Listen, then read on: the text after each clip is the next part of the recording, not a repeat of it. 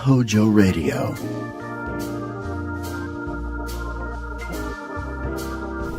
Our next broadcast premiered in 1935. The program struggled in the ratings until 1940 when it became a national sensation. Within 3 years, it was the top-rated program in America. Few radio shows were more beloved, and few play as well half a century later. It was the brainchild of real-life married couple Jim and Marion Jordan and was broadcast to the nation from WMAQ Chicago.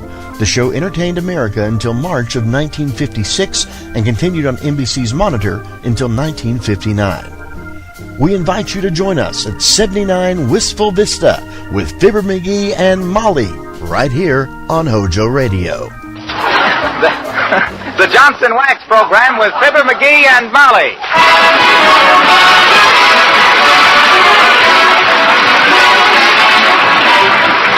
Your Red Cross button is a badge of honor. Wear it proudly for humanity and defense. Join the Red Cross today.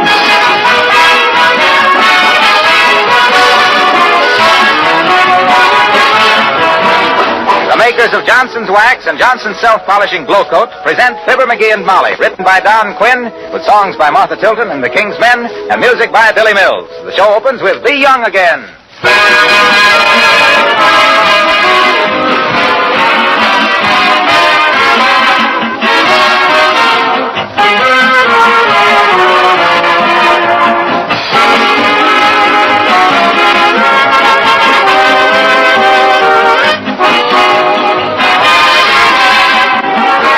Stop to think how various kinds of business are closely related to each other? In our system of free competition, there isn't any such thing as isolation. A new basic material or process is discovered, perhaps in a remote laboratory. If it's really worthwhile, it may cause far-reaching changes in the products of many industries. When the metal chromium was made available commercially, it certainly found a great many uses, all the way from dolling up your automobile to making handsome modern furniture. And to protect the beauty of these sleek surfaces, the makers of Johnson's Wax developed special wax dressings that are widely used by the manufacturers of chromium equipment. If you have chromium pieces in your home or office, you can protect them against wear and harmful fingerprints with genuine Johnson's Wax. You can keep the chromium on your car brilliant, either with Johnson's Car New or with Johnson's Auto Wax. It really is surprising when you begin to investigate the great number of uses for Johnson's Wax polishes besides those familiar to you in your own home. But play safe. When you order polishes, be sure they carry the name Johnson, your assurance of complete satisfaction.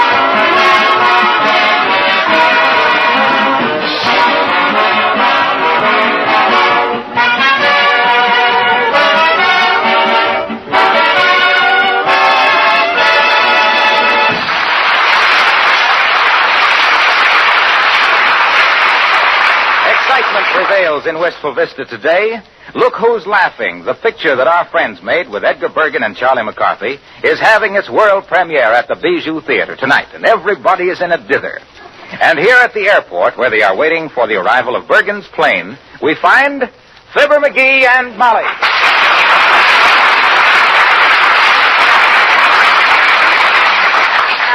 My, this is an interesting place, McGee. You know, we ought to come out here oftener. I think so, too. More planes. Oh, boy. Did you see that one, Molly? Yeah. That's one of them new military planes. One of the HICTIGs. The what? Yeah. HICTIG? Yeah. Here it comes, and there it goes. I'm thinking about buying a plane myself. Imagine me getting a sudden call to Washington, packing my bag, dashing out here to the airport, and leaping into my plane. Out the other side and down to the railroad station.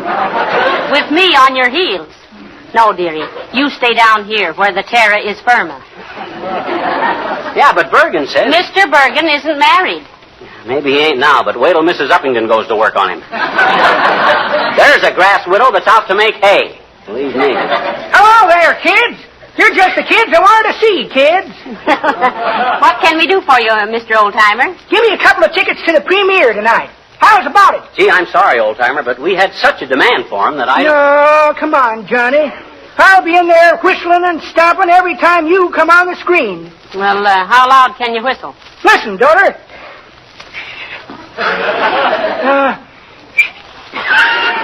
Well, I can stop and holler, can't I? Well, I'll see if I can find you a couple later on, Oldtimer. Just now we're waiting for Bergen and McCarthy. Oh, they flying No, they're coming by rowboat. We came out here to throw 'em a rope. That's pretty good, daughter, you sassy little minx. But that ain't the way I heard it. The way I heard it, one feller says to t'other feller, says, I see where fellow was on. Is that so, says t'other feller? What makes you think that the other was on? Well, says the first feller, if they ever get out there, make mine with onions.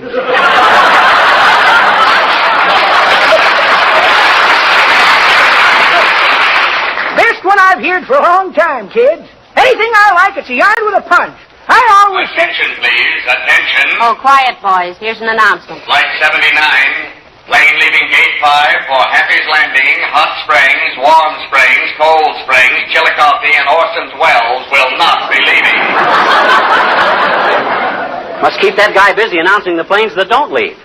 Hey, old-timer, can I have a private word with you? Sure, Johnny. Excuse us a minute, daughter. Oh, that's all right, boys. I'll go inside and watch the passengers getting weighed. You know, it does things for my inferiority. I'll be back in a minute. Well, what's on your mind, Johnny? Look, I'll get you a couple of tickets for the premiere on one condition, old-timer. You want to make a deal? I'll do anything that's honest and above board, Johnny. Otherwise, it'll cost you 3 tickets. Look, when the picture is over, you walk back and forth amongst the people out in the lobby, see, and rave about how good I look on the screen. What do you say? 3 tickets. Okay, 3 tickets then. But it won't hurt your conscience any. I am good. Now remember, all you gotta say is something like, boy, that McGee is a great actor, ain't he? Good and loud. You got it? I got it. Hey, that McGee is a great actor. Ain't he good and loud? No. You say it good and loud. Oh, So all the newspaper guys will hear it. Oh, yeah. Now, here's the 3 tickets. Hey. And don't let me down. Okay. I'll be in there pitching, Johnny. I'll give you a build-up that'll make Gary Cooper get on his horse and ride away in the sunset.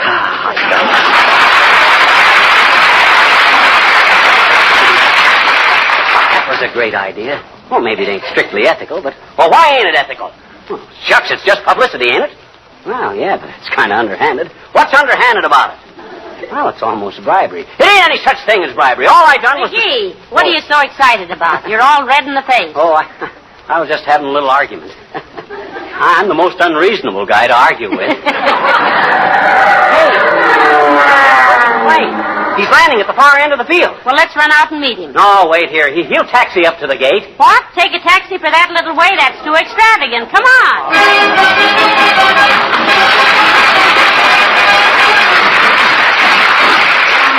The King's Men sing I Like a Balalaika. Won't you come with me down to the Russian Quarter? You will hear a melody strummed by a Russian quarter. The instrument he plays is old as love itself.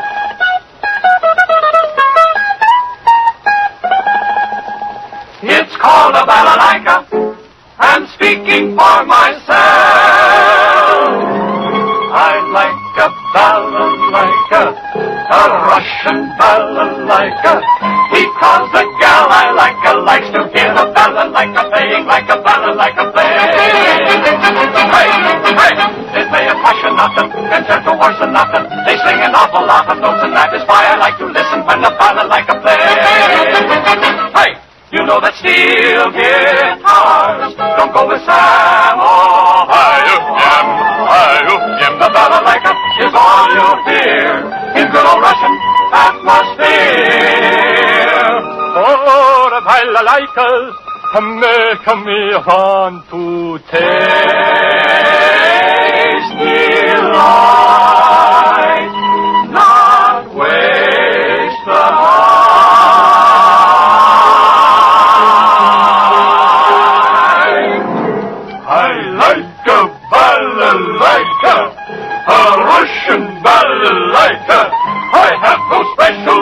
I like a balalaika, only that the gal I like to hear a balalaika playing like a balalaika play. Hey, it sets your heart to tingle, it sets your brain to jingle.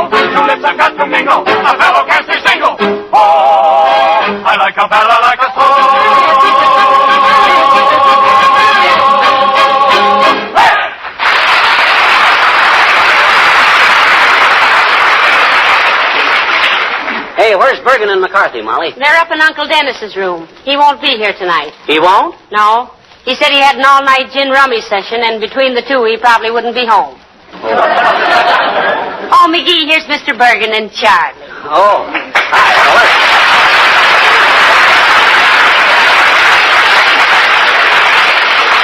Find everything you need upstairs, fellas? Oh, yes, Pippi, yes. We're very comfortable, thank you. And you, Charlie? Oh, I'm all right, Mom. Don't mind if I call you Mom, do you? Not at all, Charlie. I love it. Good. That's approach number 17, boys. Make them feel maternal and you got them. Hey, where do you folks keep the bicarbonate? Well, What's the matter, Charlie? Don't you feel well? No, I had 15 butterscotch sundaes when we were waiting to take off this morning, and, well, they kind of sneak up on you, I remember one time I was Oh, dear. Come in.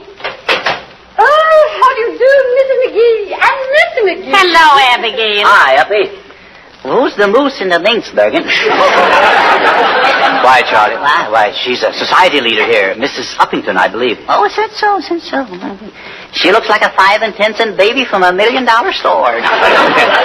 Charlie, will you remember we're guests here? Hey, Ed, I want you to meet a friend of ours, Mrs. Uppington. Yes, Mrs. Uppington. This is Mr. Bergen and Charlie McCarthy. Oh, yes. How do you do, Mrs. Uppington? I'm simply delighted to meet you, Mr. Bergen. I've been dying to meet you. All over or just your hair again, Uppy? Well, Mrs. Uppington has talked of nothing else for days, Mr. Bergen. She's one of your greatest fans. Well, that ought to cool you off, Bergen, huh? I take it you're going to the premiere tonight, Mrs. Uppingtail? Uppington, Charlie. Abigail Uppington. Oh, excuse me, Mrs. Uppington, excuse me. Oh, that's quite all right, you dear boy. After all, a rose by any other name would smell. You said it, babe. Will you watch what you're saying, Charlie? Well, there's many a slip twixt your lip and my quip, Bergen. You know that. Charlie is such an irrepressible little fella, Abigail. Of course, my dear, I understand. Oh, and I'm so glad I met them, so I could invite you all over to my home after the theater tonight for midnight supper. Oh, well, thanks, Uppy. We'll be there. I always have an appetite after watching one of my performances, Uppy. You ought to. You're strictly from hunger. Charlie. It's pretty bad. No, Fibber did a wonderful job in that picture. Yes, Wonderful sir. job. Yes, sir. I remember what you said after the first day shooting, Charlie. Well, what did I say, now? What did I say? I know what you says. You says, what a character man he is. Yeah? That's exactly what you said, Charlie. No, not exactly. No, not exactly. Well, what I said was, man, what a character he is. I know. Oh, yes. Well, how about this midnight supper, Bergen? Shall we sneak over to Snook's for a snack? Well, of course. Huh? Sure. And they have some lamps on it. Yes, we'll be there, Mrs. Uppington, and thank you. Oh, splendid. And it will be such a lovely night. I do want you to see my garden by moonlight, Mr. Bergen. Well, see you there. Hasta la wistful vista, as we say in Spain.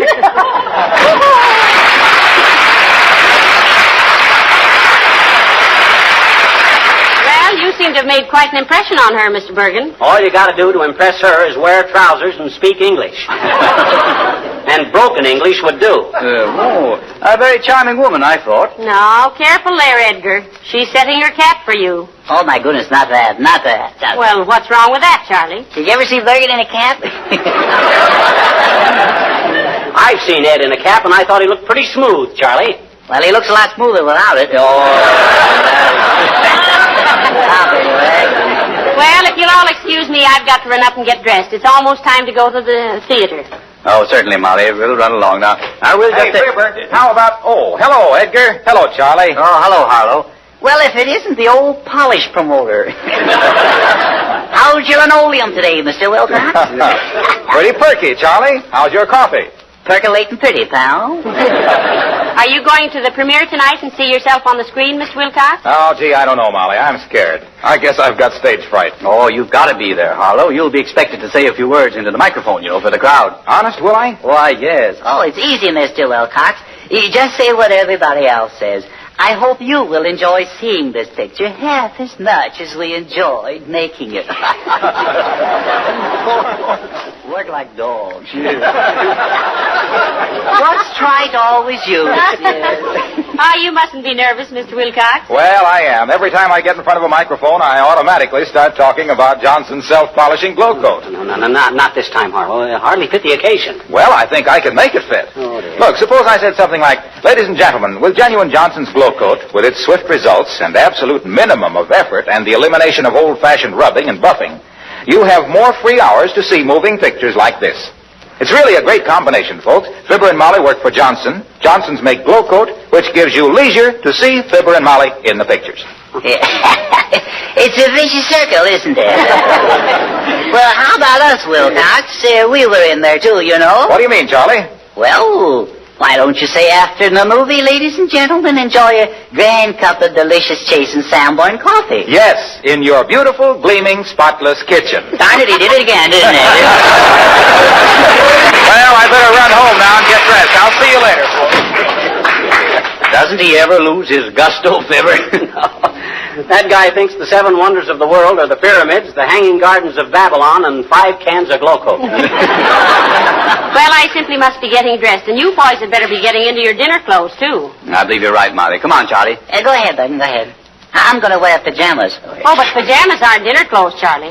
Well, they are if you eat in bed. Well, now go away, all of you. There's a book here I want to read. What is it, Charlie? Well, it's Peoria High School Annual for 1912. It's a murder story. That's what it is. What do you mean, a murder story? Well, look at this picture, you. It kills me. Come on, Molly. Come on, Ed. He's a character. Peoria High School.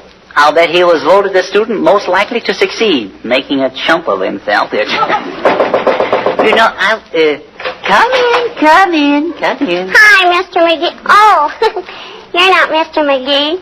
No, you can say that with a glad smile. My interesting little intruder. Gee, I bet you're Charlie McCarthy, I bet you. I am, indeed I am. Charles McCarthy, man of the world, man about town, and man to pumps, boys. I'm going to work. You a local girl, beautiful? I say, are you one of the neighborhood nifties or one of the more impressive imports?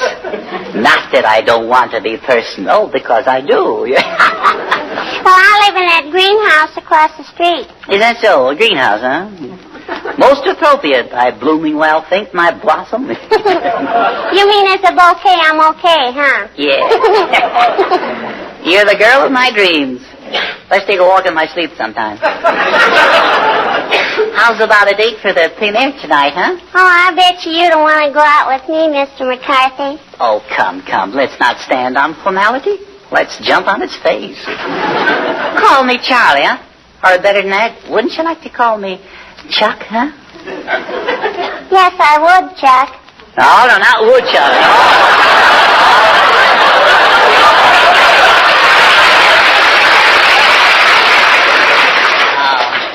Okay, Charliekins. Oh, that's better, Charliekins. Will you say it again? Charliekins. Mozart never wrote music like that.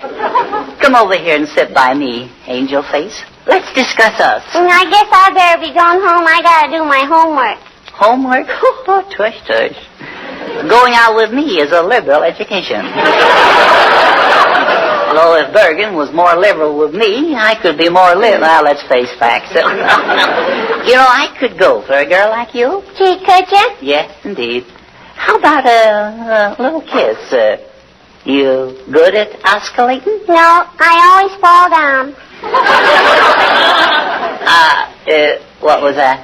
You said, was I good at ice skating, and I said I always fall down. So, ice skating and osculating are two very different things, my demi-debutante. Or didn't you know? Sure I know, I betcha. In ice skating, you gotta keep your feet, and in osculating, you gotta keep your head. And if you think you're getting anywhere with that fast patter, you better get back in your den before somebody collects the bounty on you. So goodbye, Wolf.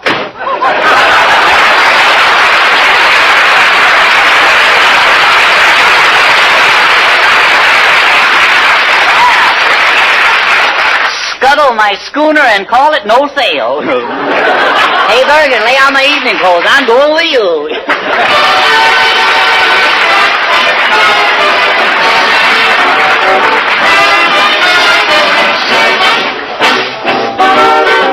On the Tilton Things, I see a million people.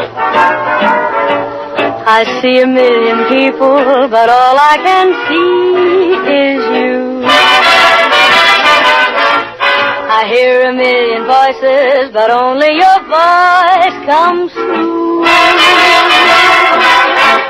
I wait for your footstep, I've waited before. I know that it's you. If you knock on the door, I'll know you're around by the sound of my pounding heart. I see a million faces, but what do I really see? A million little traces keeps bringing you back to me. And try as I may to forget to care, what can I do if you're always there? I see a million people, but all I can see is you.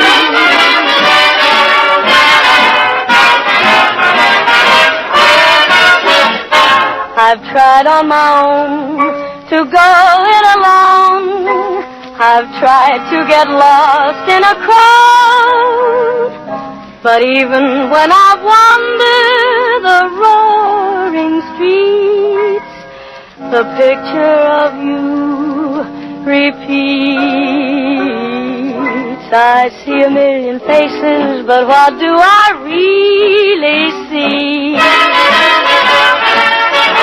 A million little traces keeps bringing you back to me. And try as I may to forget to care, what can I do if you're always there? I see a million people, a million little traces, a million kinds of voices and 100 million faces, but all I can see is you.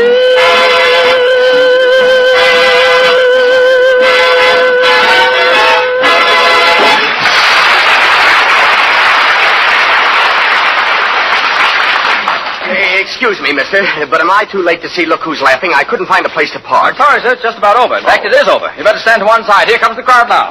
Very good picture. Yes, I enjoyed it. Well, Molly, what do you think? Pretty good stuff, eh? Well, I thought it was very good, McGee. How was I? I don't know. I was busy watching me. How was I? I don't know, and for the same reason. Oh, hello, Mayor Latrivia. Did you like the picture? Yes, indeed, Mrs. McGee. I thought you did a simply splendid piece of work. How about me, Trivial? Is it true what they say about me being another Barrymore? It's possible, if there must be another Barrymore. Good night. Good night, Mrs. McGee. Good night, Mayor. McGee, where are you going? In the box office. I want to use the telephone and call the newspapers. Going to tell them what a success it was. Come on, Molly. I'll tell them. Hey, Bud, you mind if I use your telephone? Who are you? Don't you know? He was the star of the picture tonight. Oh, yes. I didn't recognize him, Mr. Bergen. Go right ahead and use the phone. Oh, hurry up, McGee. I want to go out and hear what people are saying. Okay. Hello, operator. Give me the Wistful Vista Gazette or the... Huh? Oh, is that you, Mert? Year at a time like this. How's every little thing, Mert? It is, eh? What's say, Mert? Your brother. Thrown in the hoosgow, eh? Oh, heavenly days. What for, McGee? The police force elected him king of the cops for 1941, and they're building him a throne in the hoosgow. They're building him a throne in the hoosgow.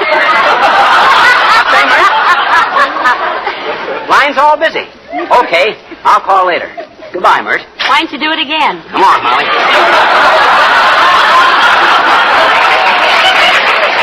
Well, thanks, Bud. Okay, Mr. Bergen.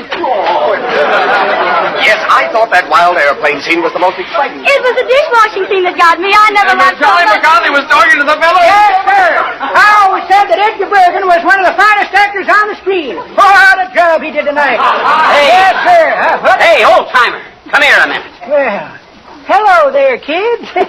Great picture, wasn't it? And what do you think of this Bergen boy? Really got something, eh? Yes, sir. Bergen is the Hey, new... wait a minute. Did we have a deal on or didn't we? Eh? Oh, you mean them 3 tickets you gave me to talk you up, Johnny? Say, what is this? That's what I mean, and don't talk so loud, old-timer. What's the idea of double-crossing me? We heard you come out raving about Bergen. I know, Johnny. I'm sorry about that. Personally, as actors, you and Bergen are about even. But when you give me 3 tickets, and he gives me $10, well, you can see how it is. Excuse me now, I gotta go do my job. Yes, sir, that boy Bergen is potentially one of the greatest actors. Put him up.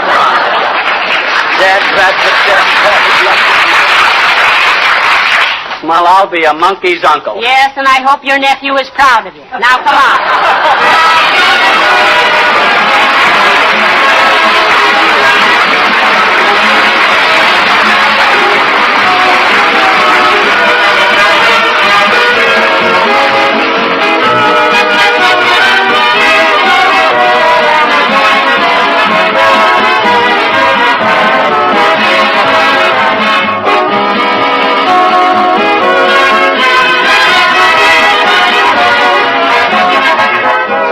Much has been said of late about our standard of living. There's no doubt it's about the highest standard the world has ever produced. In wages, in food resources, in daily living comforts, we're pretty lucky. The average man in his job, the average woman in her home, has much to be grateful for. That doesn't mean we're perfect or that we can't go on improving. We will. And manufacturers will go on developing new products to make our living still easier, more attractive. Look what the makers of Johnson's Wax did for you women when they brought out self-polishing Glow Coat. They solved an important problem for you: how to keep linoleum surfaces, especially kitchen floors, clean and beautiful without continuous scrubbing. Scrubbing, you know, is bad for linoleum, whereas Glow Coat did away once and for all with that chore. It saves countless hours of work every week because it needs no rubbing or buffing. Now, of course, to get Glow Coat results, you need the original, the genuine Johnson self-polishing Glow Coat at dealers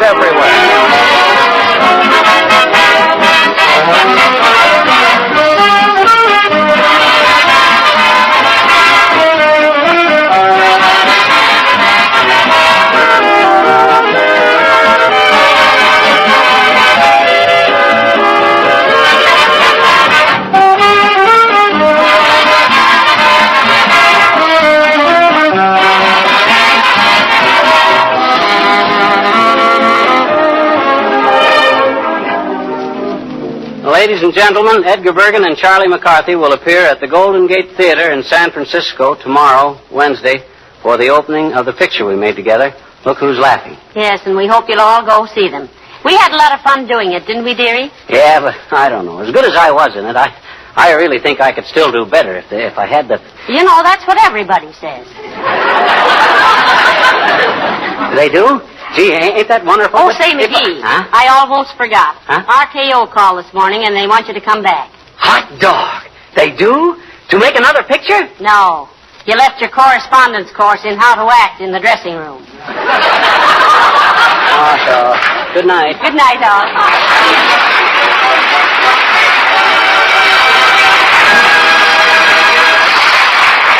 This is Harlow Wilcox, speaking for the makers of Johnson's Wax Finishes for home and industry, inviting you to be with us again next Tuesday night. Good night. Makes a hard job easy. That's what many thousands of car owners are saying about Car New, Johnson's new auto polish that both cleans and wax polishes in one application. Car New does 2 jobs at once. Saves work, saves money. It will help you take better care of your car, increase its trade-in value. Get a can this week. Wax polish your car with Johnson's Car New, spelled C-A-R-N-U. This is the National Broadcasting Company. HOJO Radio. We're your old-time radio headquarters. Stay tuned. The Johnson Wax Program with Fibber McGee and Molly.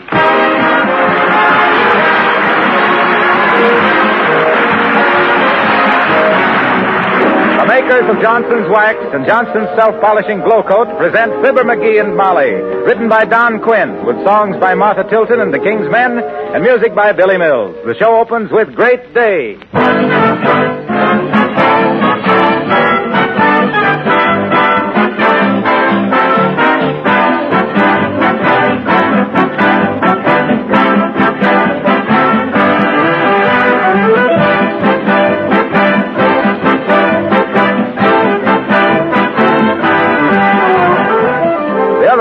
was passing a neighborhood school just as the recess bell rang, and I stopped and watched as the youngsters came tumbling and racing out of the building like a herd of wild animals. Do you know what I thought about first? The abused floors in that school, and what a job it must be to protect them against that daily onslaught and keep them nice looking. You'll be interested to know that the makers of Johnson products have developed special wax polishes for floors in schools, office buildings, and hospitals. Floors that take a much heavier traffic beating than your floors at home. The next time you walk down a school or hospital or office building corridor, see if the floors look well cared for. If they do, chances are they're protected with Johnson's wax polishes. And just as your Johnson's wax and glow coat save you both work and money, these special polishes developed for heavy traffic use also affect very large savings to the owners and managers of these properties. When you're buying polishes for your home, it will pay you always to insist upon the genuine Johnson's wax polishes.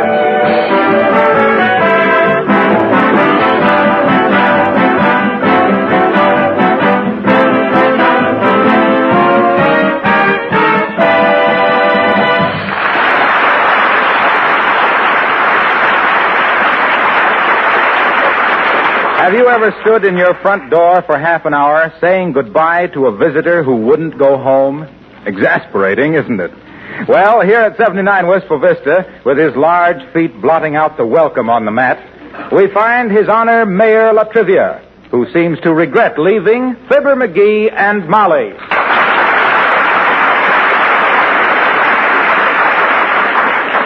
Good night, Mayor Latrivia. Good night, Mayor. So nice of you to drop in. Not at all, Mrs. McGee. I'm only sorry your husband won't take the job. You're sure you won't reconsider, McGee? No, I'm sorry, Latrivia. I may be the right man for the office and all that, and I'd like to serve the city, but my time is so valuable. Being all took up with Chamber of Commerce work. Yeah, and besides, what does he know about catching dogs? Well, all right, if that's final, McGee. Good night to you both, and... Oh, my goodness, my briefcase. I left it on the coffee table, I believe. Oh, wait here, Trivial. I'll get it. Let me take a second. Right here on the table. Here should be right here. Here's your briefcase, Trivial. I'll come and see us again sometime. Thank you, I will. Good night, Mrs. McGee. I've enjoyed this visit very much. Good night, Your Honor. I hope... Oh, sure. Come in. Hello there, kids.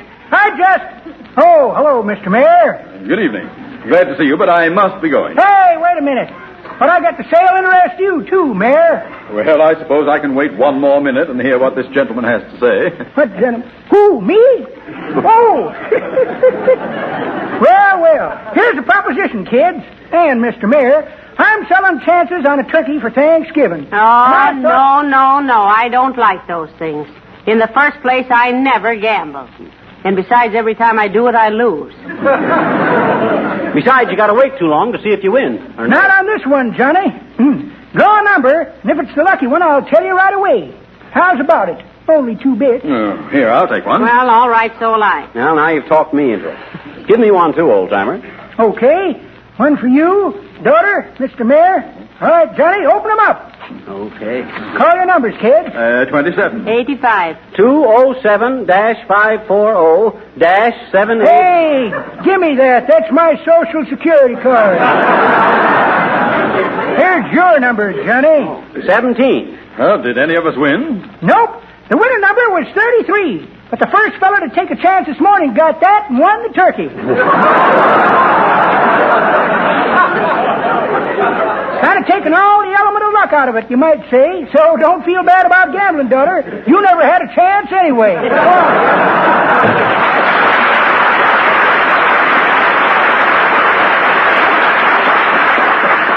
Why, that antiquated old gyp artist, who does he think? Oh, that's all right, Mr. McGee.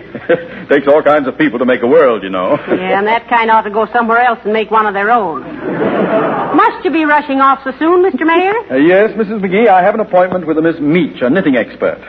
Oh, you taking lessons, Latrivia? Oh, no. No, she's making an Afghan for an aunt of mine for Christmas. Go on, how can anybody knit an Ashcan? No, he said Afghan, McGee. Huh? Afghan. It's a kind of a muffler for your hips. Well, that's very good, Mrs. McGee. That's very good. Yeah, But as I say, I have an appointment, so I'll just be... by the way, do you know where Miss Meach lives? It's in the neighborhood. Meach? Never heard of her, Latrivia. Nor I. Oh, dear. Well, May I see your telephone book a moment? I'll look it up. It's right there under the hall table, Mr. Oh, thank you so much. Let me see. Hey, Molly, ain't he ever going to get out of here? What can we do? We can't very well take him by the nape of the neck and throw him down the front steps, can we? Maybe not, but you're putting some awful evil thoughts in my curly little head. Personally, I found it. Thank you very much, and good night. Well, good night, Trivial. Good night, and next time you're out this way... I'll get Molly. McGee's residence? Yes, huh? Oh, is that you, Mert? Yeah, the mayor's right here. It's for you, Your Honor. Oh, good thing I stayed a few seconds. How's every little thing, Mert? It is, eh? What's that, Mert? Your grandmother? Plastered again, eh? Oh, McGee, what on earth happened? Mert's grandmother got pleurisy again. They got her plastered from here clear on to here. What's that, Mert? Oh, yes, the mayor's right here. Okay, I'll tell him, Mert. Goodbye. Who was it, McGee? Your secretary called. Says to remind you that you're laying the cornerstone for the new roundhouse tomorrow. Oh, yes. I completely forgot about that. Thank you. Well, I'd better be running along now. Goodbye. Goodbye, Trev. Come in again sometime. Thank you, I will. I'll be past here again next week in connection with paving the alley back of your house. Oh, yes, it's in terrible shape now. Oh. You can even see big holes in it from our kitchen window. No. Oh, sure you can. I look. My goodness, I never really... Oh. Do you mind if I look? Why, no, not at all, Mr. Mayor. Right this way and through the hall here. Oh, well, that guy here. I know one way to get rid of a guy like that, but somebody's sure to find the body.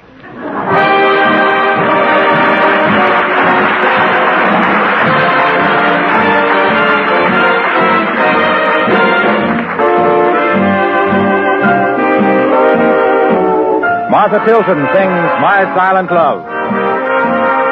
I reach for you like I'd reach for a star, worshiping you from afar, living with my silent love. I'm like a flame dying out in the rain, only the ashes remain, smoldering like my silent love. How I long to tell all the things I have planned. Still it's wrong to tell, you would not understand. You'll go along, never dreaming I care, loving somebody somewhere, leaving me my silent love. How I long to tell all the things I have planned. Still it's wrong to tell, you would not understand, for you go along, never dreaming I care, loving somebody somewhere, leaving me my silent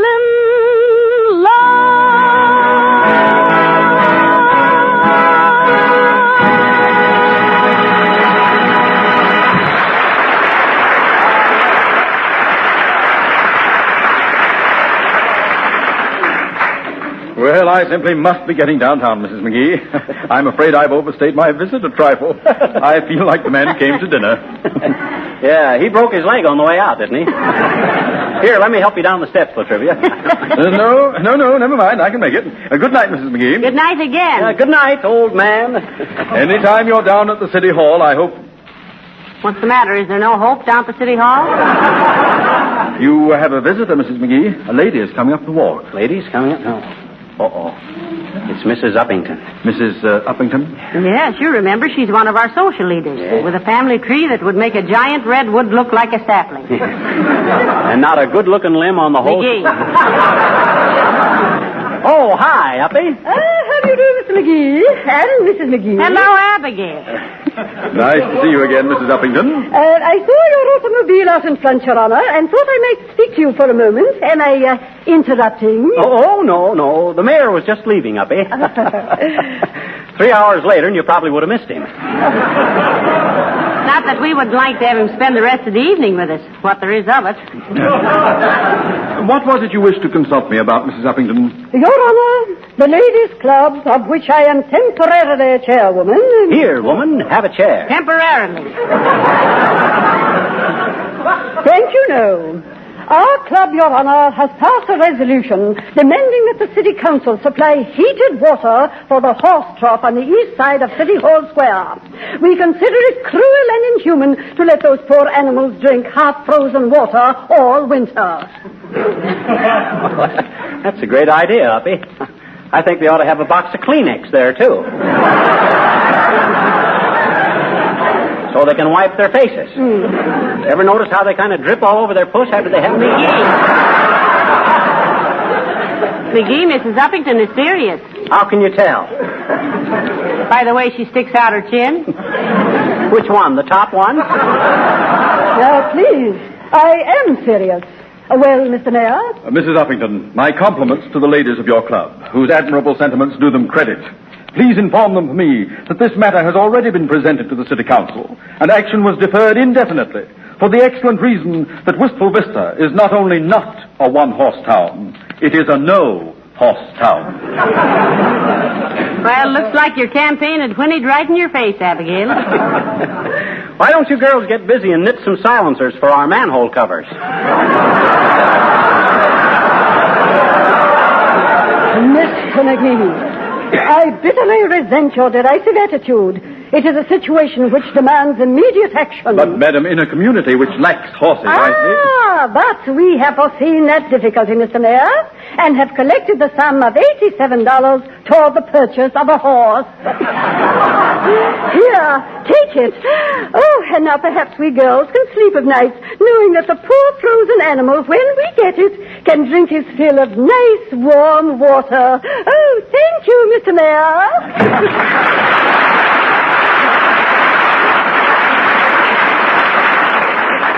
Determined sort of person, isn't she? Oh, she means well, Mr. Mayor. Just a little misguided. You know, last spring she wanted to go around and pick up all the baby robins and give them flying lessons.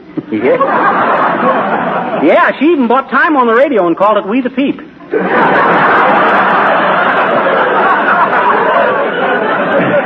Oh, yes, I remember it. Laid an egg. Oh, well, I simply must be trotting along. Thank you for a very pleasant visit. Oh, not at all, Latrivia. Glad you dropped in. Well, so long. Goodbye, Mr. Mayor. Goodbye. Goodbye, Mayor. Molly. Hello, Fibber. Oh, hello, Mr. Mayor. Don't delay the mayor, Wilcox. He's anxious to be on his way. Yes, we're nearly desperate. I mean, the mayor has desperately been trying to leave for an hour now, haven't you, Your Honor? Indeed I have, Mrs. McGee, but I'm glad Mr. Wilcox dropped in. I did wish to see him. Well, we might as well go back into the living room, folks. I've been leaning against this jam so long I can hardly hold my raspberries.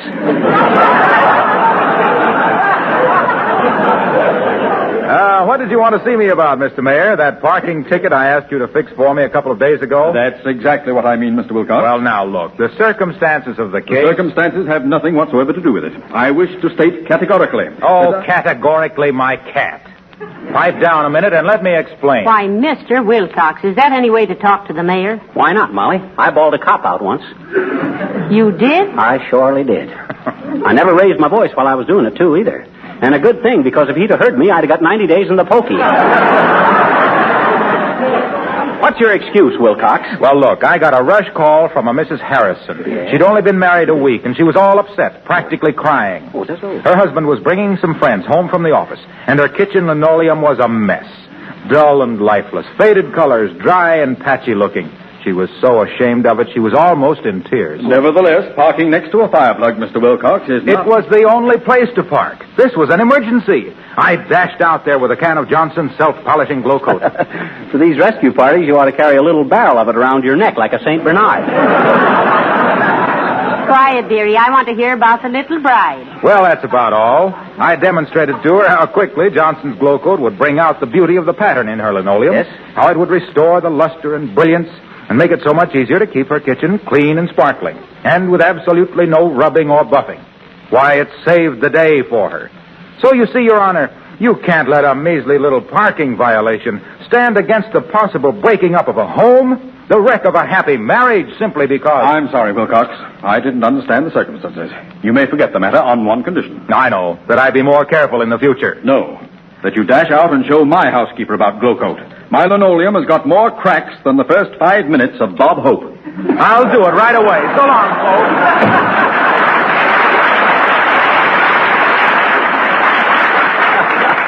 Ah, that Wilcox is a great guy, Latrivia. He's going places. How about you? Oh, yes. What am I thinking of? Excuse me for procrastinating my departure. Here's your briefcase, Mr. Mayor. Oh, thank you. And may I say that... Here's your hat. Thank you. And I wish to express Drop my... in again any time you're out this way, Mr. Mayor. Goodbye. Goodbye, and I only hope... Oh, not a bit of it, old man. Not a bit of it. So long now. Glad you dropped in. Things kind of get dull around here around midnight. Yes, they do. Kind of dry, too. Yes. I'm pretty dry myself. May I trouble you for a glass of water before I leave? Why, of course, Your Honor. Just step out into the kitchen here and, Oh, well, I'll be a monkey's uncle. If that guy takes any longer to pull his freight, he's going to hear it from the Interstate Commerce Commission.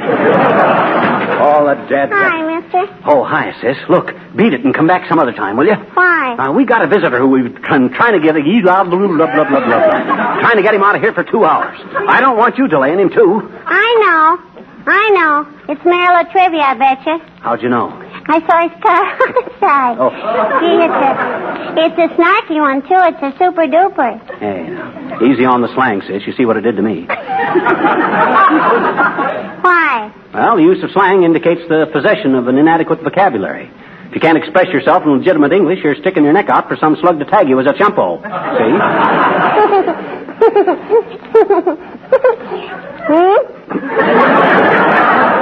I said... My teacher says I'm dandy in English, I betcha. Oh, she does, eh? I said she does. That's what? Your teacher says you're dandy in English. She does, she? Ed read it, you just said she did. My teacher says I'm a dandy on colloquialisms, mister. How are you? Oh, I'm fine. How are you? I mean, how are you on colloquialisms? Well, I never went in much for athletics. I bet you don't even know what a colloquialism is, I bet you. Go on, everybody knows that. I'll bet you don't. I do, too. Oh, yeah? Well, then what is an alcohol, or what? What is it? Well, Webster says the standards of English pronunciation, so far as a standard may be said to exist, is the usage that now prevails among educated and cultured people. Yeah. Though we must frankly admit the fact that at present uniformity of pronunciation is not to be found throughout the English-speaking world. What's Mayor Latrivia doing here?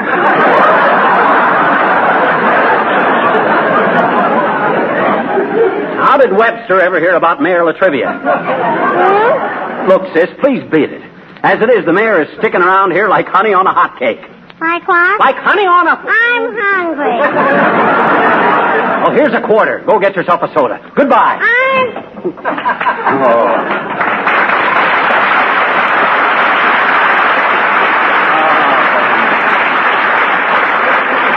What a night. It ain't enough that we got a guest that's allergic to doorknobs. I got to be pestered. Well, McGee, the mayor's going now. Yes, Mr. McGee, and thank you for all your trouble. Oh, think nothing of it, Latrivia. I'm going to miss you around here. But if I do, I'll take another throw. Now, McGee, you know he's just kidding, Your Honor. Yeah, of course. Yeah. Quite a gotcha. Yes. It's nice to have seen you. You needn't show me the door, Mrs. McGee. I know the way. All right, Mr. Mayor. Oh, no, not in there. Not that door, Latrivia. Why, isn't this the front door?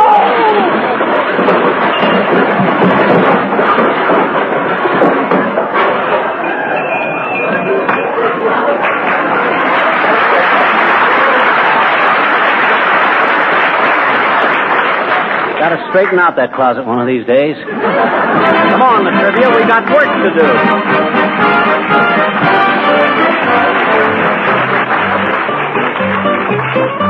The King's Men sing... 30 more shopping days till Christmas, still have lots of time. I've decided to skip this year, I won't spend a dime. Tick-tock, tick-tock, tick, only 30 more shopping days till Christmas, gee, that's not so long. I'm sending out cards this year, then I can't go wrong. I'll have to buy one little present for Aunt Minnie. That can wait a while. I'll time to choose what I got to lose. Still got 20 more shopping days till Christmas. Gee, but it's a bore. Let's see, 20? Well, that's not bad. Still got plenty more. Take your time, take your time. What's the rush about? Stop that hurrying, stop that worrying. Hurry and worry is out. All you gotta do is make a list, decide upon the price to pay. All the dinner and the bother and the lather and the pother will be done before Christmas Day. Trust me, I'll be ready then. Golly, Mr. Dooley, there's that man again. Tick-tock, tick-tock, tick-tock, tick-tock, tick-tock, tick-tock, tick. Monday, Tuesday, Wednesday, Thursday, Friday, Saturday, Sunday. Only 5 more shopping days till Christmas. Better go buy a tree. Must get Mama that new fur coat. She'll be mad at me. Tick-tock, tick-tock, tick. Only 3 more shopping days till Christmas. Lots of things to buy. Should have started it weeks ago. How the time does fly. Almost forgot to get that streamlined train for Junior. Where's my shopping list? Molly and Tony and Michael and Fred, a dolly, a pony, a cycle, a sled. Hear me calling Santa Claus, I need your help because there's only 2 little shopping days till Christmas. Now it's almost here. That old feeling gets in your hide, comes a stealing up here inside. Now I'm sorry that Christmas tide comes but once a year. A Merry Christmas and a Happy New Year.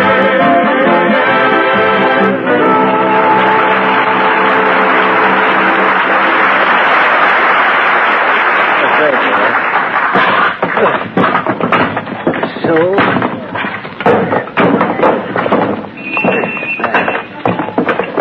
there. Okay, Latrivia. You can put your coat back on now.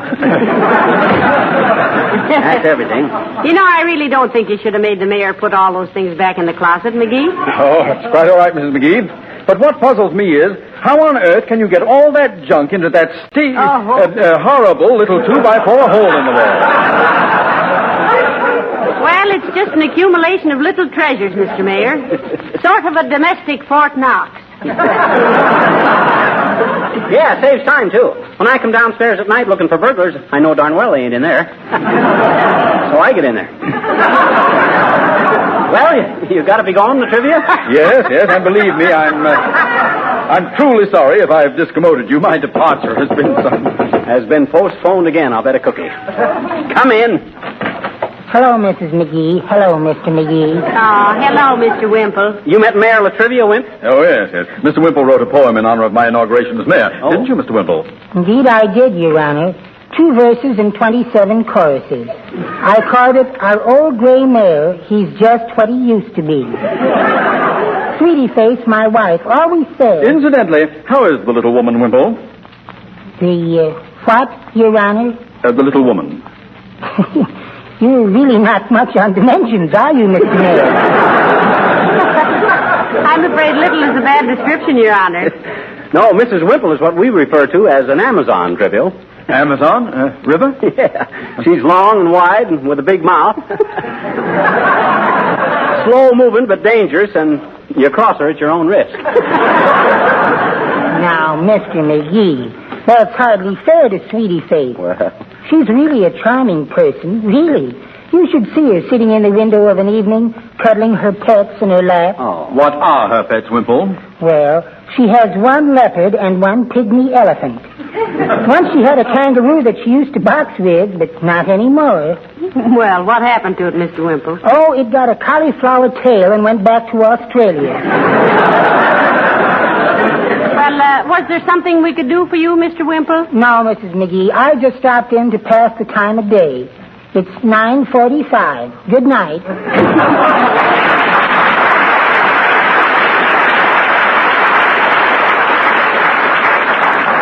His wife must be quite a female. That, Mr. Mayor, is the understatement of the week. Yeah. She is to ordinary femininity what Cologne's mustache is to the fuzz on a peach.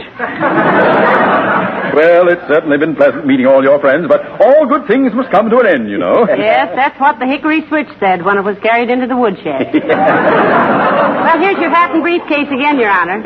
Thank you, and good night. You better get going, Latrivia. It sounds like rain. And let us know when you're going to drop by again, and we'll build on a guest room. Oh, that's very... Oh, I'd better wait. It might be for me again. Why, certainly. Why should anybody be calling us here? Answer it, McGee. Okay, if it's for you, Latrivia, shall I tell them you've left? Well, why should you tell them that? Oh, I don't know. I'm just a dreamer, I guess. McGee's residence. Who? Yes, he's here, but unless it's important, I don't want to... What say? Huh? Who? It is? Oh, my gosh. Hey, Latrivia, your secretary's calling. Says the city hall is flooded. Flooded? Oh, my goodness. Tell her I'll be right down. Hello. He'll be right down. Goodbye. Come on, Molly. Where? Well, let's go with him and see if we can help. Yes. Do come. Oh, this is terrible. Come on. Come on. He's flooded.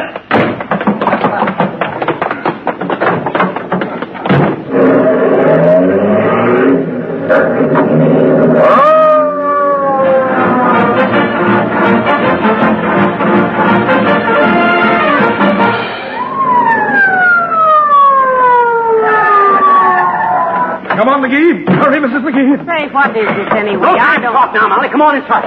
That's it. Where's the fire? Oh, where's the... What's it? I don't understand this. Everything seems perfectly normal around here. Well, it does to me, too. McGee. Huh? I thought you said my secretary said the city hall was flooded. Yeah, but you didn't let me finish. She said it was flooded with phone calls wanting to know if you'd be back tonight. Well, heavenly day.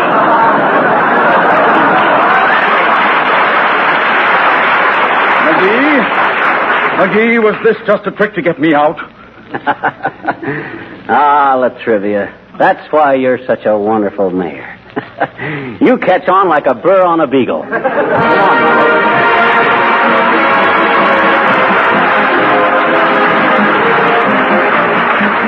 It takes more than brick and mortar and shingles to make a home. Yes, that's pretty obvious. It's a thing every woman knows, especially if she's got children. You know, it's pretty important for children to like their home, to be proud of it and want to bring their friends there. How do smart women go about making their homes attractive? Not necessarily by spending a lot of money. No, you achieve that home-like quality by all the little things you do. The good taste you show in arranging your things. By adding the beauty and protection that wax polish offers with genuine Johnson's wax. The rich beauty that comes with regular application of Johnson's wax to your floors, furniture, and woodwork is impossible to obtain in any other way. It costs little, it saves much, both in wear and tear and in actual housework. Women who know call it protective housekeeping. And to play safe, they always buy the genuine Johnson's wax, paste, cream, or liquid.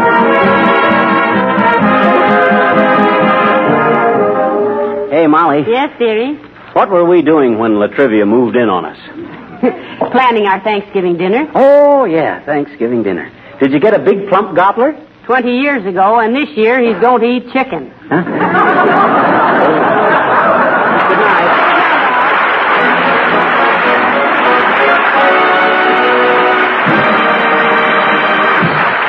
This is Harlow Wilcox, speaking for the makers of Johnson's Wax Finishes for home and industry, inviting you to be with us again next Tuesday night. And may we urge you once more to join the Red Cross.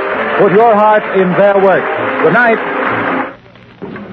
What product does two things at once? It's Johnson's Car New, the modern auto polish that both cleans and wax polishes in one application. It used to take hard work and cost real money to do these two jobs, but with Car New you can do them in half the time. Polishing is a good start on your car, so why not get a can of Johnson's Car New this week?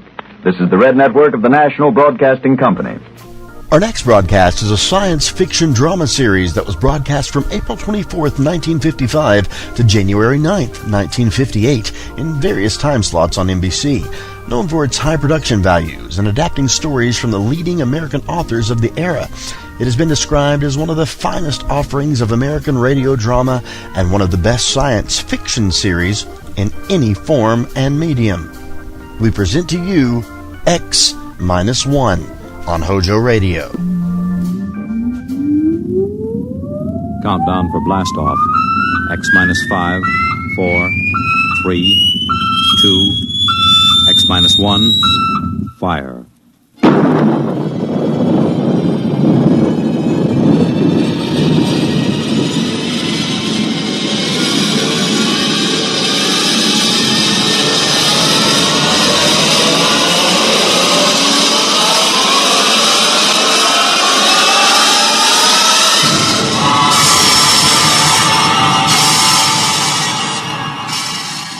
From the far horizons of the unknown come transcribed tales of new dimensions in time and space. These are stories of the future, adventures in which you'll live in 1,000,000 could-be years on 1,000 maybe worlds. The National Broadcasting Company, in cooperation with Street and Smith, publishers of astounding science fiction, presents X minus 1.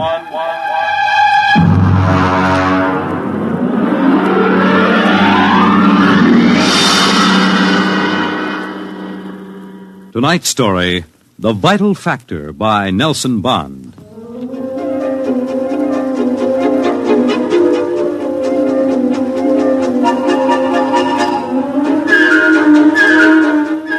I doubt that anywhere on Earth there's a man or woman or a child who doesn't know the name Wayne Crowder.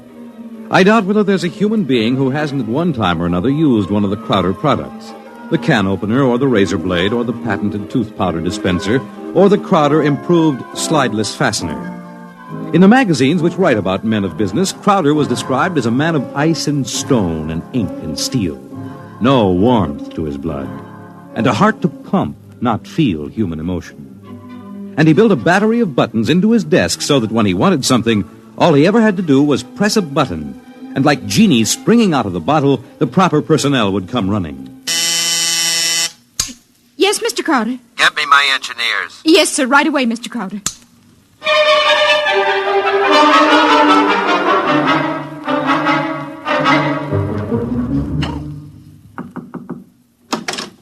Here are your engineers, sir. All right, close the door and get out. Now, gentlemen, sit down. Gentlemen, I want you to build me a spaceship. A spaceship, sir? That's right. I've decided that I am going to be the man who gives space flight to mankind. Any questions? Sir, we can design such a ship. That part isn't too hard. Yes? But we've no way of providing the motor to power such a ship. When the ship's ready to fly, there'll be a motor. Sir, I don't like to contradict you, but you can't go ahead of the total technology of a historical period. It's like asking somebody in 1600 to build the internal combustion engine. You see, scientists have been searching for a motive power for spaceships for decades now without success. You'll have a ship, but we can't lift that ship from the Earth's surface.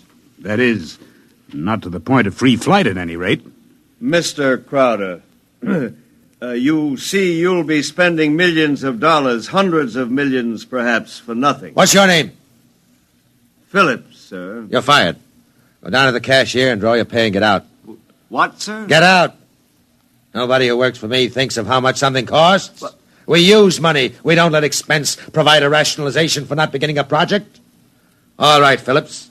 I give you permission to leave. Right now.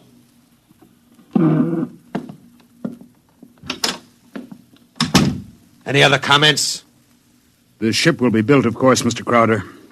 The fact still remains, we can't power it. You design the ship, I'll find the motor for you. Where, sir? I don't know. But somewhere in the world there's a man who does know the secret. I want that motor, and I'll root out the man who has the theory which will let us build it.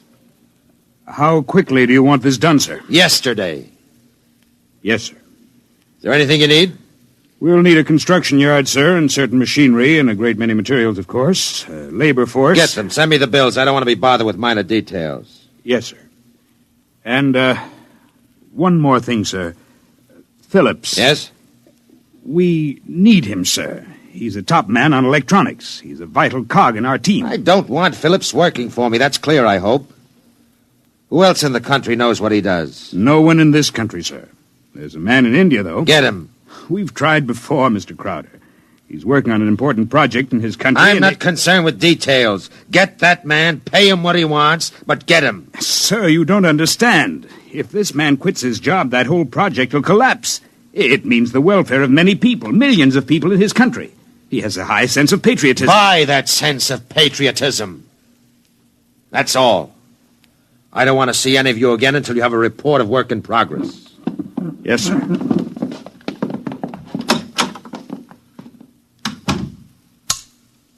Miss Holmes, there's a man named Phillips going to draw his pay.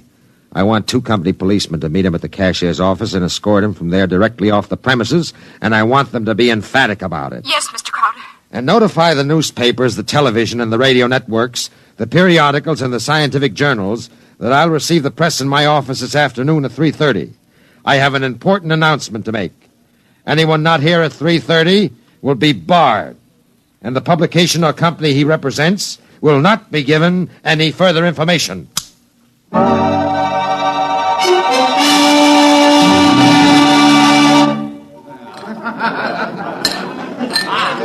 Gentlemen, you can finish your drinks later. Gentlemen of the press, and ladies, it's my pleasure to be able to tell you that I'm in the process of constructing a spaceship. Any questions? Did you say spaceship? That's right. That's what I thought you said. I knew the drinks weren't that strong. Mr. Crowder, is this spaceship under construction now? It is. You solved the problem of motive force, then? No, sir. Well, what sort of... You mean you have no means of propulsion for this spaceship? That problem is not solved as yet. Oh! It will be! That's why I called you in this afternoon. I want you to announce that I have $100,000 in cash, waiting for the man or woman who first brings me the basic idea for such a motor. I'll supply all equipment for research and construction, and I'll see that the rights of the inventor are protected and more than adequate royalties will be paid him or her. That's all I have to say now. Mr. Crowder, one more question, please. Yes? You have a name for this spaceship yet? No, not yet. Well, then let me suggest one. Yes? Crowder's Folly. Quiet! All of you, quiet! What is your paper? The Daily Times, sir. Miss Holmes, inform the company police that under no circumstances is any representative of the Daily Times ever to be allowed on company property again. Strike that paper from the list of those to be invited to future conferences.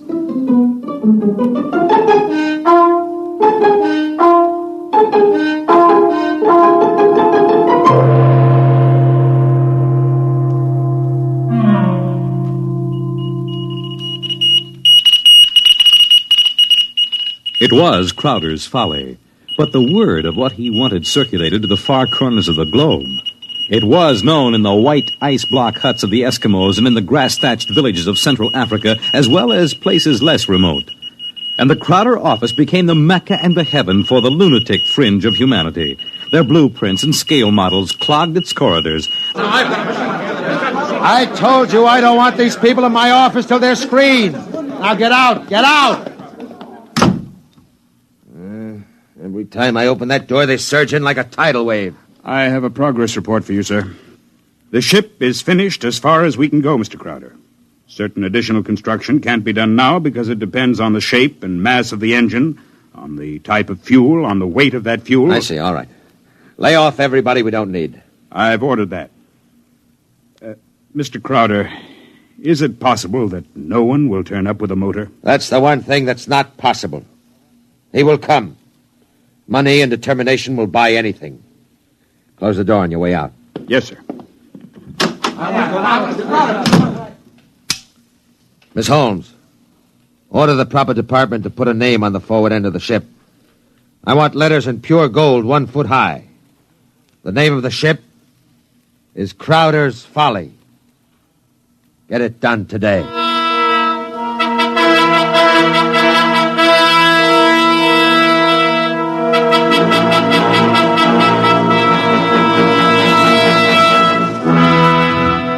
The sun came up in the morning, and the sun set at night, glinting rose on the silver sheen of the hollow ship's skin as it lay in the yard. The golden letters on the prows spelled out the fury of Crowder for the world to see.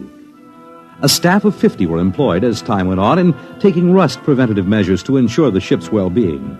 The staff of 50 worked in 3 shifts around the clock, armed with oil cans and grease cans and other containers and sprayers of preservatives. In a year, the first experiment seemed ready to bear fruit, and a test was held. The atomic fission motor.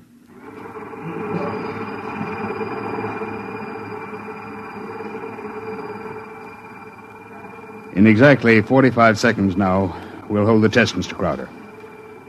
The sound you hear is our generators here, building up power to supply the motor by remote control. If this needle goes round to the part of the dial marked in red, there'll be an explosion. Are there any questions, sir? Proceed with the tests.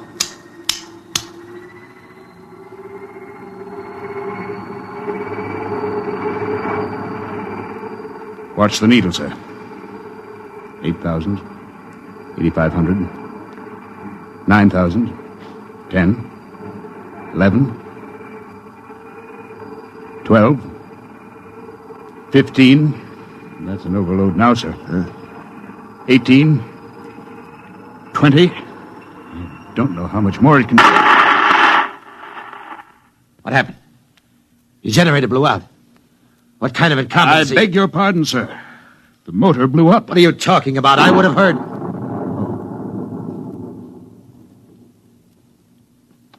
You see, sir, it takes a while for the vibrations of an explosion to travel 3 miles and then reach through 15 feet of concrete. I see. Well, there are other experiments in progress. Let me know when they're ready for testing. Yes, sir. Mr. Crowder, the inventor of that motor had to be right with it, of course, during the tests. He had a family. The fool knew what he was doing. He understood the danger. He was paid enough to be able to afford insurance. The cost of insurance on such a project was prohibitive, sir. Well, if his wife was thrifty, she saved out of what he earned this last year. His salary was relatively small, sir. Most of the money went for the research. He should have demanded an adequate salary. I haven't stinted on money. The fool failed. I have no further responsibility. Yes, sir. You want us to continue screening applicants? Of course. All right. Make a settlement on the widow. And don't turn anyone away if he seems to have the remotest possibility of success. I'm telling you, my man will come. Money and determination will buy anything. And strangely enough, Crowder was right. Because one day there came to his office a stranger, a small man. He looked even smaller in that tremendous room. He was an unusual visitor in that he carried no briefcase fat with blueprints or formulae. He was unusual in that he neither blustered, cowered, nor deferred to his host. He was a pleasant little stranger, bird-like of eye, movement, bright and smiling. Mr. Crowder, my name is Wilkins. I can power that ship you want. So? Of course, what I have in mind won't be anything like that meaningless, huge bullet your engineers built for you. Rockets are a foolish waste of time, sir. My motor requires a different sort of vessel. Where are your plans? Right here in my head. It so happens that I'm presently supporting half a dozen people who make the same claims. None of them have been successful. What makes you think your idea will work? Simple enough, sir. The common magnet. Huh? Electromagnetism. Utilization of the force of gravity, or its opposite in this case, counter-gravity. Oh, no. Oh, thank you very much. Now, if you'll forgive me now... Just one moment, Mr. Crowder. There's one thing more. This. Now, I've seen pieces of metal before, thank you. How high from your desk would you say that I'm holding it? I'm very sorry, Mr. Wilkins. Now, do you want to leave or do you want to be escorted out? Now, this will only take a second, sir. How high from your desk would you say that I'm holding this piece of metal? 1.5 feet, I'd say. And if I let go, then in less than a second, a fraction of a second, it should fall to your desk. Now, look, I don't want the surface of that desk marred. But will it be? You see, I have let go of the metal, is that right? Good Lord. Many seconds ago, it should have crashed to the desk, am I right? Well, this is incredible. Well, if you want to speak to me anymore, I'll be right outside. But it hasn't fallen. That's right, sir. It hasn't fallen. It floats in the air. That's right, sir. It floats in the air. How do you do it? Why don't you call your engineers and ask them? I'll wait outside. Miss Holmes, get me my engineers. Immediately.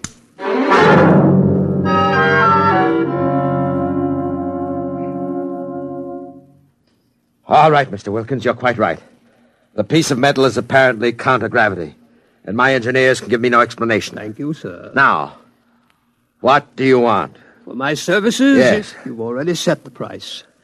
To build a pilot model based on this sample, no great expenditure, 100th of the cost of your behemoth sitting out there in your building yard.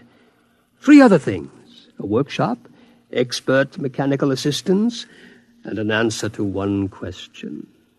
What is your question? Why do you want so much to build this ship? Frankly, because I love power. Because I'm ambitious. I want to be the first to conquer space, because if I can do it, it'll make me greater, richer, stronger than any man has ever been. I want to be the master, not only of one world, but of worlds. That's an honest answer. But is it the only one? You see those letters in gold on the prow of my ship? Crowder's Folly, that's what they named it. That's what they think of me. I want to cram those words down their petty little throats and let them eat mud. That's another answer. And that's all?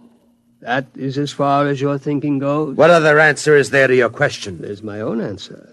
I want to leave this planet and go elsewhere, to Mars, perhaps, because there are strange wonders yet to be found. Because there will be scarlet sunsets over barren wastes, and in the star-strewn night the thin, cold air of a dying world stirring in restless sighs across the valleys of the dry canals. You may laugh out loud if you wish, Mr. Crowder. I would prefer that to the peculiar repressed smile you're now exhibiting. You're a very lucky man, Mr. Wilkins, in that you have scientific talent, because your talents as a poet are inferior and very sentimental.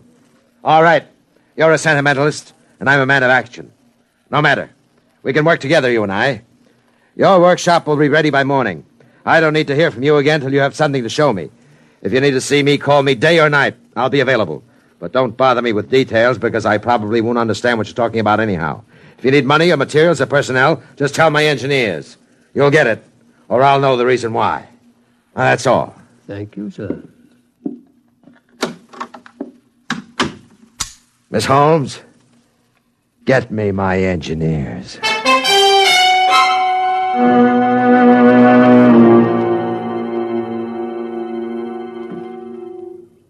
Yes, Mr. Crowder? We have 50 men working on preserving that useless hulk out there in the construction yards.